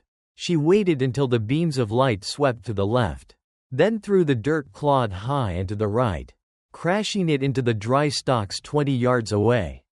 Crunch. The lights snapped toward the sound. Over there, Billy shouted. Flank him, Earl commanded. You go right, I'll go left. Don't shoot unless you see the woman. If you hit the kids, the payout drops. They split up. Mistake number 2. Sarah waited until Billy moved past her position. He was clumsy, stomping through the mud, his shotgun raised. He was looking at where the noise came from, not where he was stepping. Sarah rose from the mud like a swamp creature. She didn't make a sound. She stepped into his blind spot. She reached around, clamping her left hand over his mouth and driving the pommel of the knife hard into the base of his skull. It wasn't a kill shot. She didn't want the mess, but it was a blackout blow. Billy's knees buckled. He went limp. Sarah caught him before he hit the ground, lowering him silently into the mud. She grabbed his shotgun, a Mossberg 500, and checked the safety. 1 down. Billy? Earl called out from 40 yards away. You got eyes? Silence. Billy? Earl's voice pitched up a notch. Nervousness. Sarah left Billy unconscious in the mud and moved toward Earl. She didn't use the rows, she cut across them, sliding between the stalks, low and fast. Earl was spinning in a circle now, his flashlight darting frantically. Billy, quit screwing around. Sarah stopped 10 feet away, hidden by a wall of green and gold. She racked the slide of the shotgun. Clack clack. The sound was unmistakable. It froze Earl in his tracks. Drop it, Sarah commanded from the darkness. Her voice seemed to come from everywhere and nowhere. Earl spun toward the voice. Raising his pistol, he fired blindly into the corn. Bang, bang. Bullets shredded the stalks inches above Sarah's head. She didn't hesitate. She aimed low. Boom. The shotgun blast tore through the corn and struck Earl in the legs. He screamed, dropping his gun and collapsing into the dirt. My leg. Oh God, my leg. Sarah stepped out of the shadows, the barrel of the shotgun smoking. She walked up to him and kicked the pistol away. Earl looked up at her, his face pale with shock. He saw a woman covered in mud, blood, and darkness, with eyes that looked dead. "Please," he whimpered. It was just a job." "You hunted children for money," Sarah said coldly. "That's not a job. That's a death wish." She knelt down and rifled through his pockets. She took his keys. She took his wallet. She took his phone. She looked at the phone screen. An app called Bounty Hunter, P2P. Her face was on the main screen with a red, active, tag. She smashed the phone with the butt of the shotgun. "You have a radio?" she asked. Earl shook his head, sobbing. Just the app." "Good." Sarah stood up. She looked at his bleeding legs. It was buckshot, messy. But he'd live if he got help soon. "Start crawling to the road, Earl," Sarah said. "If you're lucky, someone will find you before the coyotes do." She turned and walked away, leaving him screaming in the dark. "Mom?" Maya's voice was a tremble in the night. Sarah approached the spot where she had told them to hide. "It's me. It's safe." Maya and Lily stood up from the corn. They were shivering, covered in dirt. Lily ran to Sarah and hugged her leg. "Did you get the bad men?" Lily asked. "They won't bother us again," Sarah said. She picked up the duffel bag. "We have a new ride." They walked back to the road. The Ford Explorer was a wreck, steam still rising from the radiator. But the hunter's truck, a lifted Chevy Silverado, was idling on the shoulder. Sarah threw their bags into the bed of the truck. "Get in," she said. The cab of the truck smelled of stale tobacco and fast food. It was disgusting, but it was mobile. Sarah adjusted the seat. She looked at the fuel gauge. Half a tank. "We need to get off this road," Sarah said. Earl fired shots. "Someone will call the cops." She put the truck in gear and peeled out, leaving the scene of the ambush behind. They drove for an hour in silence, navigating a maze of gravel farm roads. Sarah's side was throbbing with a vengeance now. The adrenaline was wearing off, and the pain was reclaiming its territory. She felt feverish. "Mom," Maya said from the passenger seat. She was holding Earl's wallet, which Sarah had tossed on the dashboard. "This guy has $300 cash. And a credit card. Keep the cash. Toss the cards and the wallet out the window," Sarah said. "They have chips. They can be tracked." Maya threw the wallet out into the night. "We need to stop," Maya said, looking at Sarah. "You're bleeding through your shirt." "I'm fine," Sarah gritted out. "You're driving 30 in a 55 zone," Maya countered. "You're swerving. We need to stop." Sarah looked at the speedometer. She hadn't realized. Her vision was tunneling. "Okay," Sarah conceded. "There's a barn coming up. Looks abandoned. We'll lay low for a few hours." She pulled the truck down a long, overgrown driveway. An old wooden barn, sagging with age, stood silhouetted against the moon. Sarah parked the truck inside the barn, out of sight from the road. She killed the engine. "Medical kit," Sarah wheezed. "In the bag." She climbed into the back seat. Maya turned on the dome light. "Oh my God," Maya whispered. Sarah lifted her shirt. The bandage Ross had applied was soaked through. The stitches had torn open during the fight. The wound was angry, red, and weeping. "It's infected," Sarah said, assessing it with a detached, clinical eye. "I need to clean it. And I need to stitch it back up." "We need a doctor," Maya said. "No doctors," Sarah said. "Hand me the kit. And the whiskey."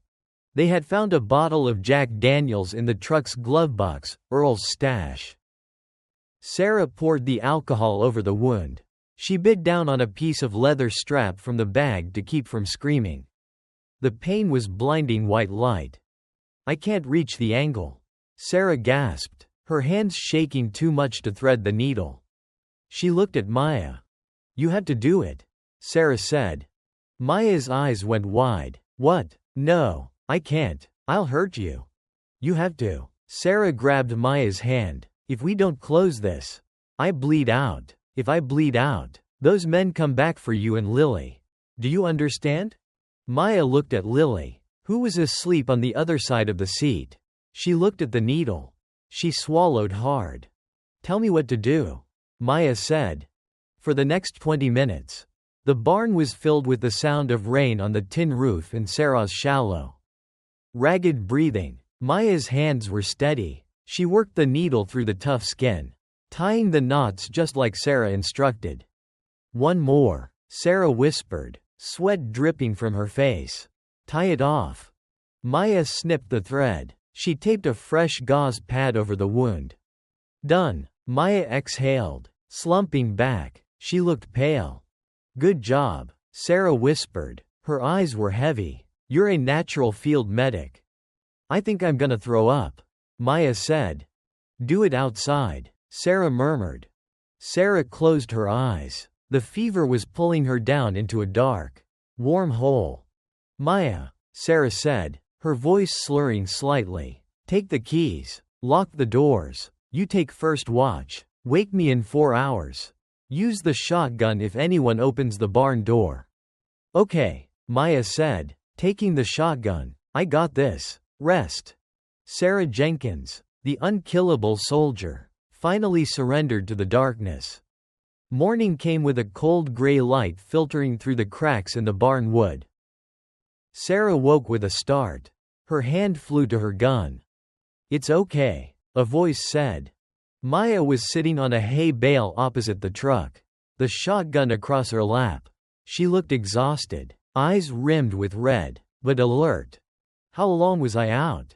Sarah asked, sitting up. The pain was still there, but it was a dull ache now. Not a fire. The fever had broken. 8 hours, Maya said. I let you sleep. Sarah checked her watch. 8 a.m. They had lost time, but she felt human again. Status? Sarah asked. Quiet, Maya said. A tractor went by on the road about an hour ago. That's it. Lily is eating the last of the crackers. Sarah climbed out of the truck. She walked over to Maya and put a hand on her shoulder. You did good, Maya. You saved my life. Maya looked up. Does it ever stop, the fear? No, Sarah said honestly. You just get better at carrying it. Sarah walked to the barn doors and peeked out. The rain had stopped. The sky was clearing. We need to ditch this truck, Sarah said. Earl will have reported it stolen by now. Or his buddies will be looking for it. So we steal another one? Maya asked, standing up and stretching. No, Sarah said. We trade. She pointed to an old tarp in the corner of the barn. Underneath, she had spotted something last night. She pulled the tarp back. It was a motorcycle, a 1980s Honda Goldwing. Dusty, rusted, but the engine block looked solid. It was a touring bike. Big enough for 2, maybe 3 if they squeezed. A motorcycle? Maya asked skeptically. For 3 people? With your injury? It's fast. It's small. We can take trails the trucks can't, Sarah said. She checked the gas tank. Bone dry. She grabbed a siphon hose from the corner of the barn and popped the fuel cap on the Chevy truck. Fill it up, Sarah ordered. I'm going to hotwire the ignition. 20 minutes later, the Honda roared to life. It backfired once, a loud pop, then settled into a steady idle. Sarah found 2 old helmets hanging on a nail. Lily sits in front of me, Sarah said. Maya, you're on the back. Hold tight to my waist. They rolled out of the barn into the bright Illinois morning. The air was crisp and cold. Sarah gunned the engine. The bike wasn't fast, but it felt like freedom. They hit the back roads again, heading west. But as they crossed the border into Iowa, Sarah saw a billboard. It was a digital billboard. Usually, it showed ads for insurance or fast food. Today, it showed a picture. A grainy security camera photo of Sarah, Maya, and Lily leaving the hospital. And the text. Missing. Have you seen this family? Contact. 1-800-FIND-THEM, reward $1.000. The bounty had doubled, and they were using the missing persons narrative to get the public to do the hunting for them. Sarah pulled her helmet visor down. "Keep your heads down," she shouted over the wind. "We're famous."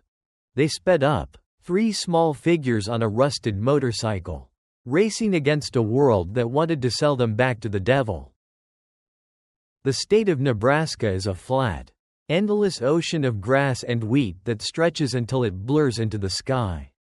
For a tourist in an air-conditioned RV, it's scenic. For three fugitives on a rusted Honda Goldwing, it was a gauntlet. The wind was the worst part. It wasn't a breeze, it was a physical force. A constant 30-mile-per-hour hand pushing against Sarah's chest. Her arms, already trembling from fatigue, were locked in a rigid grip on the handlebars. Every gust sent a fresh spike of agony through the stitched wound in her side. Behind her, Lily was strapped to Sarah's waist with a leather belt, a crude safety measure to keep her from falling off if she fell asleep. Maya sat on the back, clutching Sarah's hips, her helmet banging against Sarah's with every bump in the road. They had been riding for 6 hours. No food, no water, just the relentless hum of the engine and the fear of the black SUV that might appear in the rearview mirror. "Mom," Maya shouted over the wind. "Lily is crying. She says her legs hurt." Sarah checked the odometer. They were 50 miles from the Wyoming border. They needed fuel. The bike was running on fumes, coughing every time they hit an incline. "There," Sarah pointed a gloved hand. On the horizon, a cluster of dilapidated buildings rose from the dust like a mirage. A faded sign creaked on a rusty pole. "The last stop, gas and diner." It looked abandoned. Tumbleweeds were literally piled up against the gas pumps. But there was a light on in the window. Sarah cut the engine and coasted the heavy bike into the gravel lot. The silence that followed was deafening. The only sound was the ticking of the cooling engine and the wind howling through the eaves of the diner. She unbuckled Lily. The poor girl's legs were stiff. She stumbled as she hit the ground. But she didn't complain. She just rubbed her eyes, leaving streaks of road dust on her face. "Stay behind me," Sarah ordered. She adjusted her flannel shirt to ensure the Sig Sauer was covered, but accessible. They walked into the diner. A bell chimed above the door. Ding-ling. The air inside smelled of stale coffee, frying bacon, and decades of cigarette smoke soaked into the wood paneling. It was empty of customers. Behind the counter stood a woman who looked like she had been carved out of driftwood. She was 60, maybe 70, with skin like leather and hair the color of steel wool. She wore a grease-stained apron and was smoking a cigarette with fierce dedication. She didn't smile. She just watched them walk in. Her eyes, sharp, blue, and intelligent, scanned them. She saw the dust. She saw the exhaustion. She saw the way Sarah moved, guarding her left side. "Kitchen's closed," the woman rasped. Her voice sounded like tires on gravel. "Just gas," Sarah said, her voice hoarse. "And water, please." The woman took a drag of her cigarette. She pointed to the TV mounted in the corner. On the screen, the news was playing on a loop. The digital, missing family, poster. Sarah's face, Maya's face, Lily's face. $1.000 reward. Sarah froze. Her hand went to her gun. The woman looked at the TV, then back at Sarah. She tapped the ash from her cigarette. "That's a lot of money," the woman said. "It's a lie," Sarah said, her muscles coiling, ready to draw. "We're not missing. We're running." "I figured," the woman said. "Nobody rides a bike through Nebraska in October unless they're running from something or looking for something. And you don't look like you're searching for Jesus." The woman reached under the counter. Sarah drew the cig. "Don't." The woman didn't flinch. She pulled out a pot of coffee and a clean mug. She poured it, black and steaming. "Put the iron away, honey," the woman said calmly. If I wanted to call the cops, I would have done it when you pulled up. I have eyes. She slid the coffee across the counter. Name's Bev. Drink. You look like you're about to fall over. Sarah hesitated. She looked at Maya, who gave a small nod. Sarah holstered the gun slowly. She took the coffee. Her hands shook as she lifted the cup. The heat spread through her chest, shocking her system back to life. Why? Sarah asked. Bev looked at Maya and Lily, who were eyeing the pie display case with hunger. My husband was a cop, Bev said, her face unreadable. He used to come home and practice his takedown moves on me and the kids. I know what a woman looks like when she's trying to keep her cubs from being eaten. Bev walked around the counter. She grabbed 2 plates of pie, cherry, and set them down at a booth. Sit, she ordered the girls. Eat. Then she turned to Sarah. Come with me. Back room. I'm not leaving them, Sarah said. You're bleeding through your shirt. Bev pointed out. I have a first aid kit and clean bandages. Do you want to pass out on the highway or let me patch you up? Sarah looked down. The blood stain was visible. 5 minutes, Sarah said. In the back room, amidst stacks of canned beans and flour sacks, Bev worked with surprisingly gentle hands. She cleaned the wound, applied fresh antibiotic ointment, and wrapped Sarah's torso in clean gauze. Who stitched this? Bev asked. It's good work, but tight. My daughter, Sarah said, the teenager. Bev whistled low. Tough kid. Suddenly, the bell above the front door chimed. Ding-ling. Sarah stiffened. She pulled her shirt down and grabbed her gun. Stay here, Bev whispered. Not a sound. Bev walked back out to the main room. Sarah cracked the door just enough to see. A sheriff's deputy. Brown uniform. Aviator sunglasses. He looked like every lawman in every small town, bored and looking for a reason not to be. Afternoon, Bev, the deputy said, leaning on the counter. Afternoon, Deputy Miller, Bev said, wiping the counter. What brings you out this far? You usually don't patrol past the county line. Bolo, the deputy said, tapping a piece of paper on the counter. Be on the lookout. That family from Ohio. State police think they might be headed this way. Big reward. Sarah's heart hammered against her ribs. She looked at the booth. Maya and Lily were gone. Panic surged. Where were they? Then she saw them. They were huddled under the table, hidden by the long, red vinyl tablecloth. Haven't seen him, Bev said casually. She lit another cigarette. Been a slow day. Just a couple of truckers headed to Omaha. The deputy sniffed the air. I smelled cherry pie. I was eating. Bev lied. Comfort food. The deputy looked around the diner. His eyes swept over the booth where the girls were hiding. He looked at the window. Is that a bike outside? He asked. Goldwing? Sarah gripped the handle of her gun. She calculated the distance. 20 feet. She could drop him before he cleared his holster. But then she's a cop killer. Then the whole state comes down on them. Belongs to my nephew, Bev said, not missing a beat. Damn thing broke down again. Waiting on parts. The deputy stared at her for a long second. He knew Bev. He knew she didn't have a nephew who rode a bike. Right, the deputy said slowly. Well, if you see them, Bev, you call me. That reward could fix this roof of yours. I'll keep it in mind, Bev said. The deputy turned and walked out. He paused at the door, looking back one last time. Then the bell chimed, and he was gone. Sarah waited until she heard the cruiser's engine fade into the distance. She burst out of the back room. Girls. Maya and Lily crawled out from under the table. Lily was shaking. He stopped at the window. Bev said, locking the front door and flipping the sign to closed. He's going to call it in. He didn't buy the nephew story. He's just smart enough not to confront a fugitive alone. We have to go, Sarah said. Not on that bike, Bev said. He'll have roadblocks set up on Route 20 within 10 minutes. Bev walked behind the counter and grabbed a set of keys from a hook. Take my truck, she said. What? Sarah stared at her.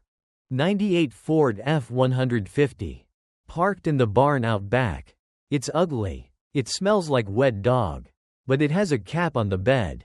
You can hide the bike in the back if you lay it down. Or just leave it. Why are you doing this? Sarah asked. You could go to jail. Bev looked at the empty diner. I'm dying, honey. Cancer. Doctor gave me 3 months. What are they gonna do? Put me in prison? Free health care. Bev reached into the register and pulled out a wad of cash. Take this too. You'll need gas. Sarah felt tears prick her eyes. She hadn't cried when she was shot. She hadn't cried when Miller died. But this stranger's kindness broke something inside her. I can't repay you, Sarah said. Just get those girls to the mountains. Bev said. And when you're safe, you send me a postcard. Just sign it, Thelma and Louise. 10 minutes later, Sarah was behind the wheel of the beaten-up Ford truck. It rattled and shook, but it felt like a tank compared to the motorcycle. Maya and Lily were in the passenger seat, eating the rest of the pie. They bypassed the main highway, taking a dirt access road that Bev had drawn on a napkin. It cut through the ranchlands, heading toward the Wyoming border. As the sun began to set, painting the sky in violent shades of purple and orange, the landscape began to change. The flat plains gave way to jagged rock formations. Buttes and spires rose from the earth. The Badlands. We made it, Maya whispered, looking at the alien landscape. We're out of the corn. Not yet, Sarah said, watching the rearview mirror, but we're getting closer. Sarah turned on the radio. The local news station crackled to life. Reported sighting of the Jenkins family in western Nebraska. Sheriff's deputies are pursuing a lead regarding a motorcycle. They were chasing a ghost. Sarah was in a truck now. They had bought maybe 6 hours of lead time. Mom, Lily said, look. Ahead of them, the road was blocked, not by police, by nature. A massive herd of bison was crossing the road. Hundreds of them, huge, shaggy beasts moving with ancient slowness. Sarah stopped the truck. She turned off the headlights. Quiet, she whispered. The bison flowed around the truck like a river of fur and muscle. Their breath steamed in the cold air. One large bull stopped near the window, his dark eye looking at Sarah. It felt like a sign, a reminder that there were forces in this world older and stronger than politicians and hitmen. They're free, Lily whispered. So are we, Sarah said. She waited for the herd to pass. As the last bison disappeared into the darkness, Sarah put the truck in gear. She drove into the Badlands, disappearing into the jagged shadows of the American West. The state line between Wyoming and Montana wasn't marked by a welcome sign. It was marked by the weather. As Bev's old Ford F-150 climbed the winding asphalt of the Beartooth Highway, the world turned white. The rain that had plagued them in the Midwest hardened into sleet. And then, as the elevation ticked past 8,000 feet, into heavy, driving snow, it was a whiteout, a meteorological eraser that wiped out the sky, the horizon, and the road. Sarah Jenkins gripped the steering wheel with white-knuckled intensity.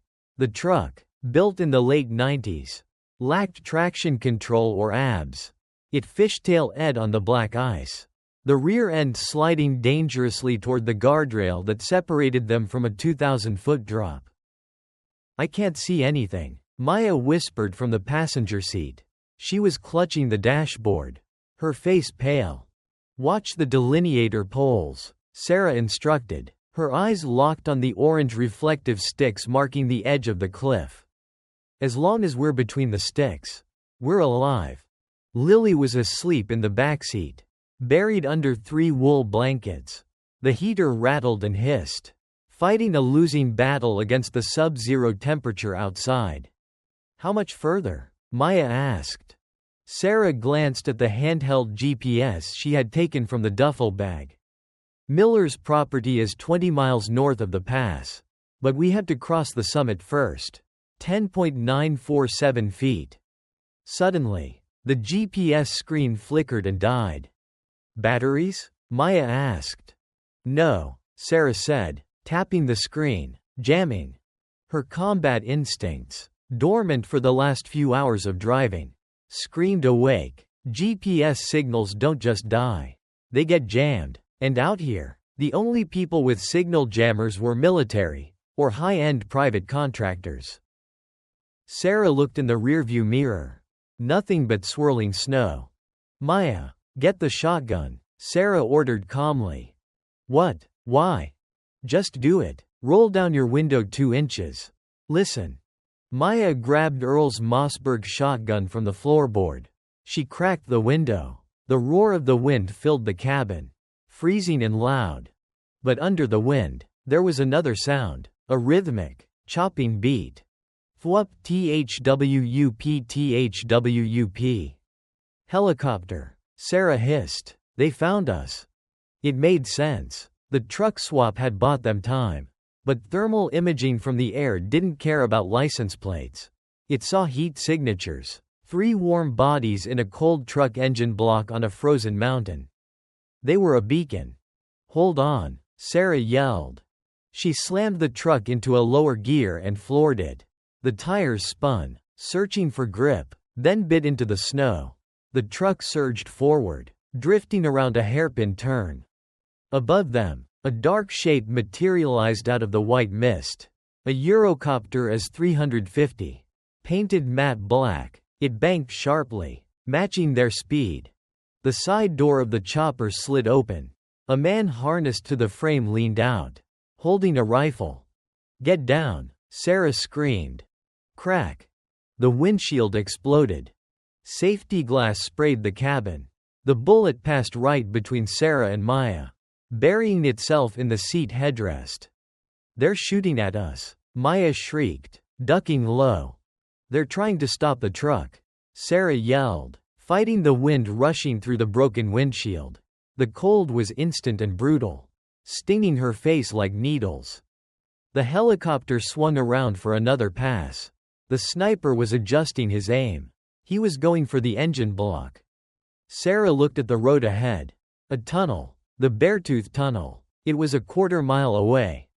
We have to make the tunnel, Sarah shouted. The helicopter dipped lower. The sniper fired again. Ping. The bullet struck the hood, ricocheting off the steel. Maya, Sarah yelled, I need you to return fire. I can't hit a helicopter, Maya cried. You don't have to hit it. You just have to make him flinch. Aim for the rotor. Aim for the door. Just shoot. Maya unbuckled her seatbelt. She rose up, kneeling on the seat. She shoved the barrel of the shotgun out the broken window. The helicopter loomed large on their left flank, pacing them. Maya pulled the trigger. Boom. The recoil slammed her shoulder back against the B-pillar.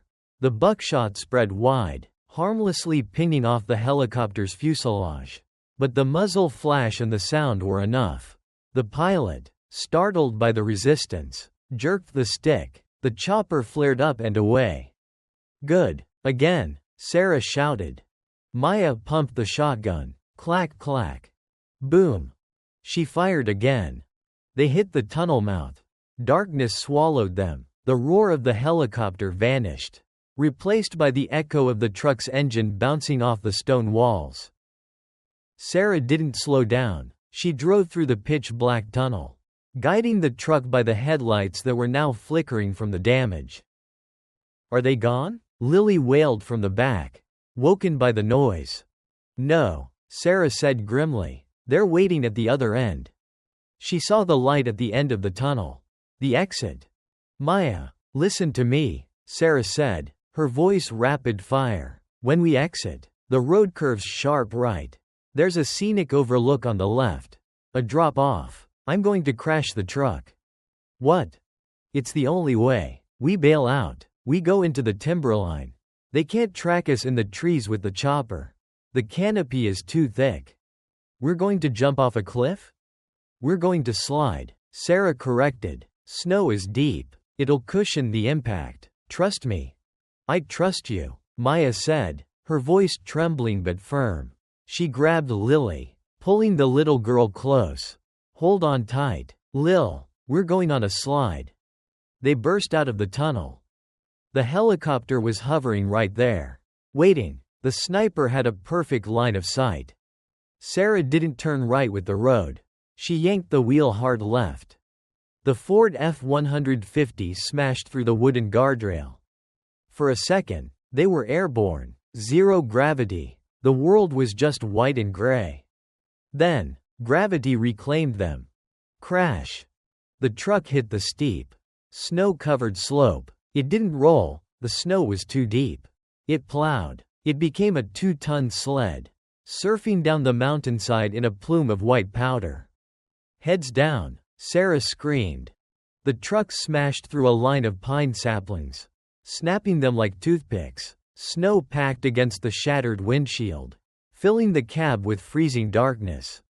Finally, with a bone-jarring thud, the truck slammed into a massive boulder and stopped. Silence. Then, the hiss of the radiator. Sound off, Sarah gasped, spitting out airbag dust. I'm okay, Maya groaned. I want to go home. Lily was crying. We're almost there, baby, Sarah said. She kicked her door open. It was jammed against the snow, so she had to shoulder it open. She climbed out. The snow was waist deep. The air was thin and biting. She looked up. High above, on the road, the helicopter was circling. It couldn't land here. The slope was too steep. The trees too dense. Out. Move. Sarah grabbed the duffel bag and the shotgun.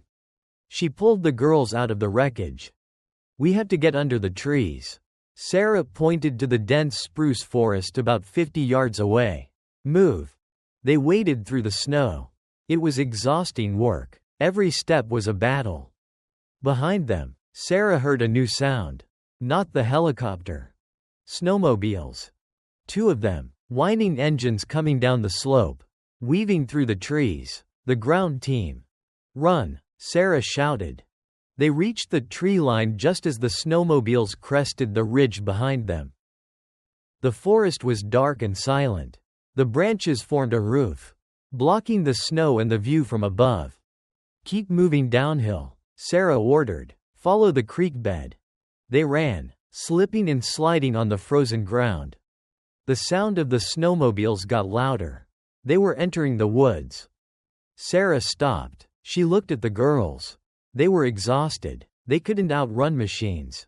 Keep going, Sarah said to Maya. Take the GPS. Head north-northwest. Miller's cabin is 3 miles. Don't stop. You're staying, Maya said. I'm hunting, Sarah said. She handed Maya the duffel bag. She kept the shotgun and the cig. Go. Maya hesitated, then grabbed Lily's hand. Come on. They disappeared into the shadows. Sarah turned back. She found a large spruce tree with low-hanging branches. She nestled herself into the snow at its base, covering herself with a white emergency blanket from the kit to break up her outline. She waited. The whine of the engines grew to a roar. Headlights cut through the trees. The first snowmobile appeared. The rider was wearing white camouflage and a full-face helmet. He was moving slowly, scanning the tracks in the snow. He stopped 10 yards from Sarah. He saw the footprints, 3 sets, leading down the creek. He raised a hand to signal the second rider. Sarah rose from the snow. Boom! The shotgun blast took the rider in the chest. He flew off the back of the snowmobile, landing in a drift. The second rider, 20 yards back, reacted instantly. He revved his engine, trying to turn around, raising a submachine gun with one hand. Sarah didn't pump the shotgun. She dropped it and drew the Sig Sauer. She fired 3 shots. Pop, pop, pop. One hit the snowmobile's windshield. One hit the cowl. The third hit the rider in the shoulder. The rider lost control. The snowmobile veered left, slamming into a tree at 40 miles per hour. Crunch. Silence returned to the forest. Sarah approached the first rider. He was down, groaning. His radio was squawking. Team 1, report. Did you acquire the targets? Sarah picked up the radio. She keyed the mic. Targets are gone, Sarah said into the radio. Her voice cold as the winter wind. And so is Team 1. Send more men. The wolves are hungry. She smashed the radio against the tree. She checked the rider for ammo. She took a spare magazine for his pistol and a combat knife. She walked over to the snowmobile. It was idling, undamaged. Sarah smiled grimly. Thanks for the ride, she whispered. She straddled the machine. She gunned the engine. She turned the skis not back up the hill, but down, following the tracks of her children. She caught up to them a mile down the creek. Maya and Lily were huddled under a rock overhang, freezing. When they heard the engine, Maya raised a rock, ready to fight. Sarah pulled off the helmet she had taken from the rider. Taxi's here, Sarah said. The relief on Maya's face broke Sarah's heart. They climbed onto the snowmobile, Maya behind Sarah, Lily sandwiched in the middle. It was a tight squeeze, but they fit. Sarah drove them the last 2 miles. The forest opened up into a clearing. And there it was. Miller's cabin. It wasn't a shack. It was a fortress, built of heavy logs, with a metal roof and solar panels covered in snow. Smoke was curling from the chimney. Wait, smoke? Sarah killed the engine instantly. She drew her gun. Miller was dead. The cabin should be empty. Stay here, Sarah whispered. She crept toward the cabin. She moved to the window. She peered inside. A fire was roaring in the hearth. A pot of stew was bubbling on the stove. And sitting in a rocking chair, cleaning a rifle, was a figure. He turned his head. He looked right at the window. It wasn't Miller. It was Agent Ross. He stood up and walked to the door. He opened it. You're late, Jenkins, Ross called out, his breath steaming in the cold air. Stew's ready. Sarah stood up from the snow, lowering her gun but not holstering it. Ross, she shouted, what are you doing here? Miller left me a key too, Ross said, leaning against the doorframe, in case you made it. He figured you'd need a perimeter check and a hot meal. He looked past her, at the girls on the snowmobile. Bring him in, Ross said. Volkov's network is dismantled. The chopper pilot just radioed in a mechanical failure and turned back. Seems they lost their appetite for the chase. Sarah looked back at the darkening forest. The wind was howling, but for the first time in weeks, it didn't sound like a threat. It sounded like a lullaby. She waved to the girls. They ran through the snow, past Sarah, and into the warmth of the cabin. Sarah paused at the threshold. She looked at the mountains surrounding them. They were jagged, cruel, and beautiful. Is it over? Sarah asked Ross. Ross handed her a bowl of stew. The chase is over. The life? That's just beginning. Sarah stepped inside and closed the heavy oak door. She locked the deadbolt. Outside, the snow continued to fall, burying the tracks, burying the past, and covering the world in a clean, white sheet.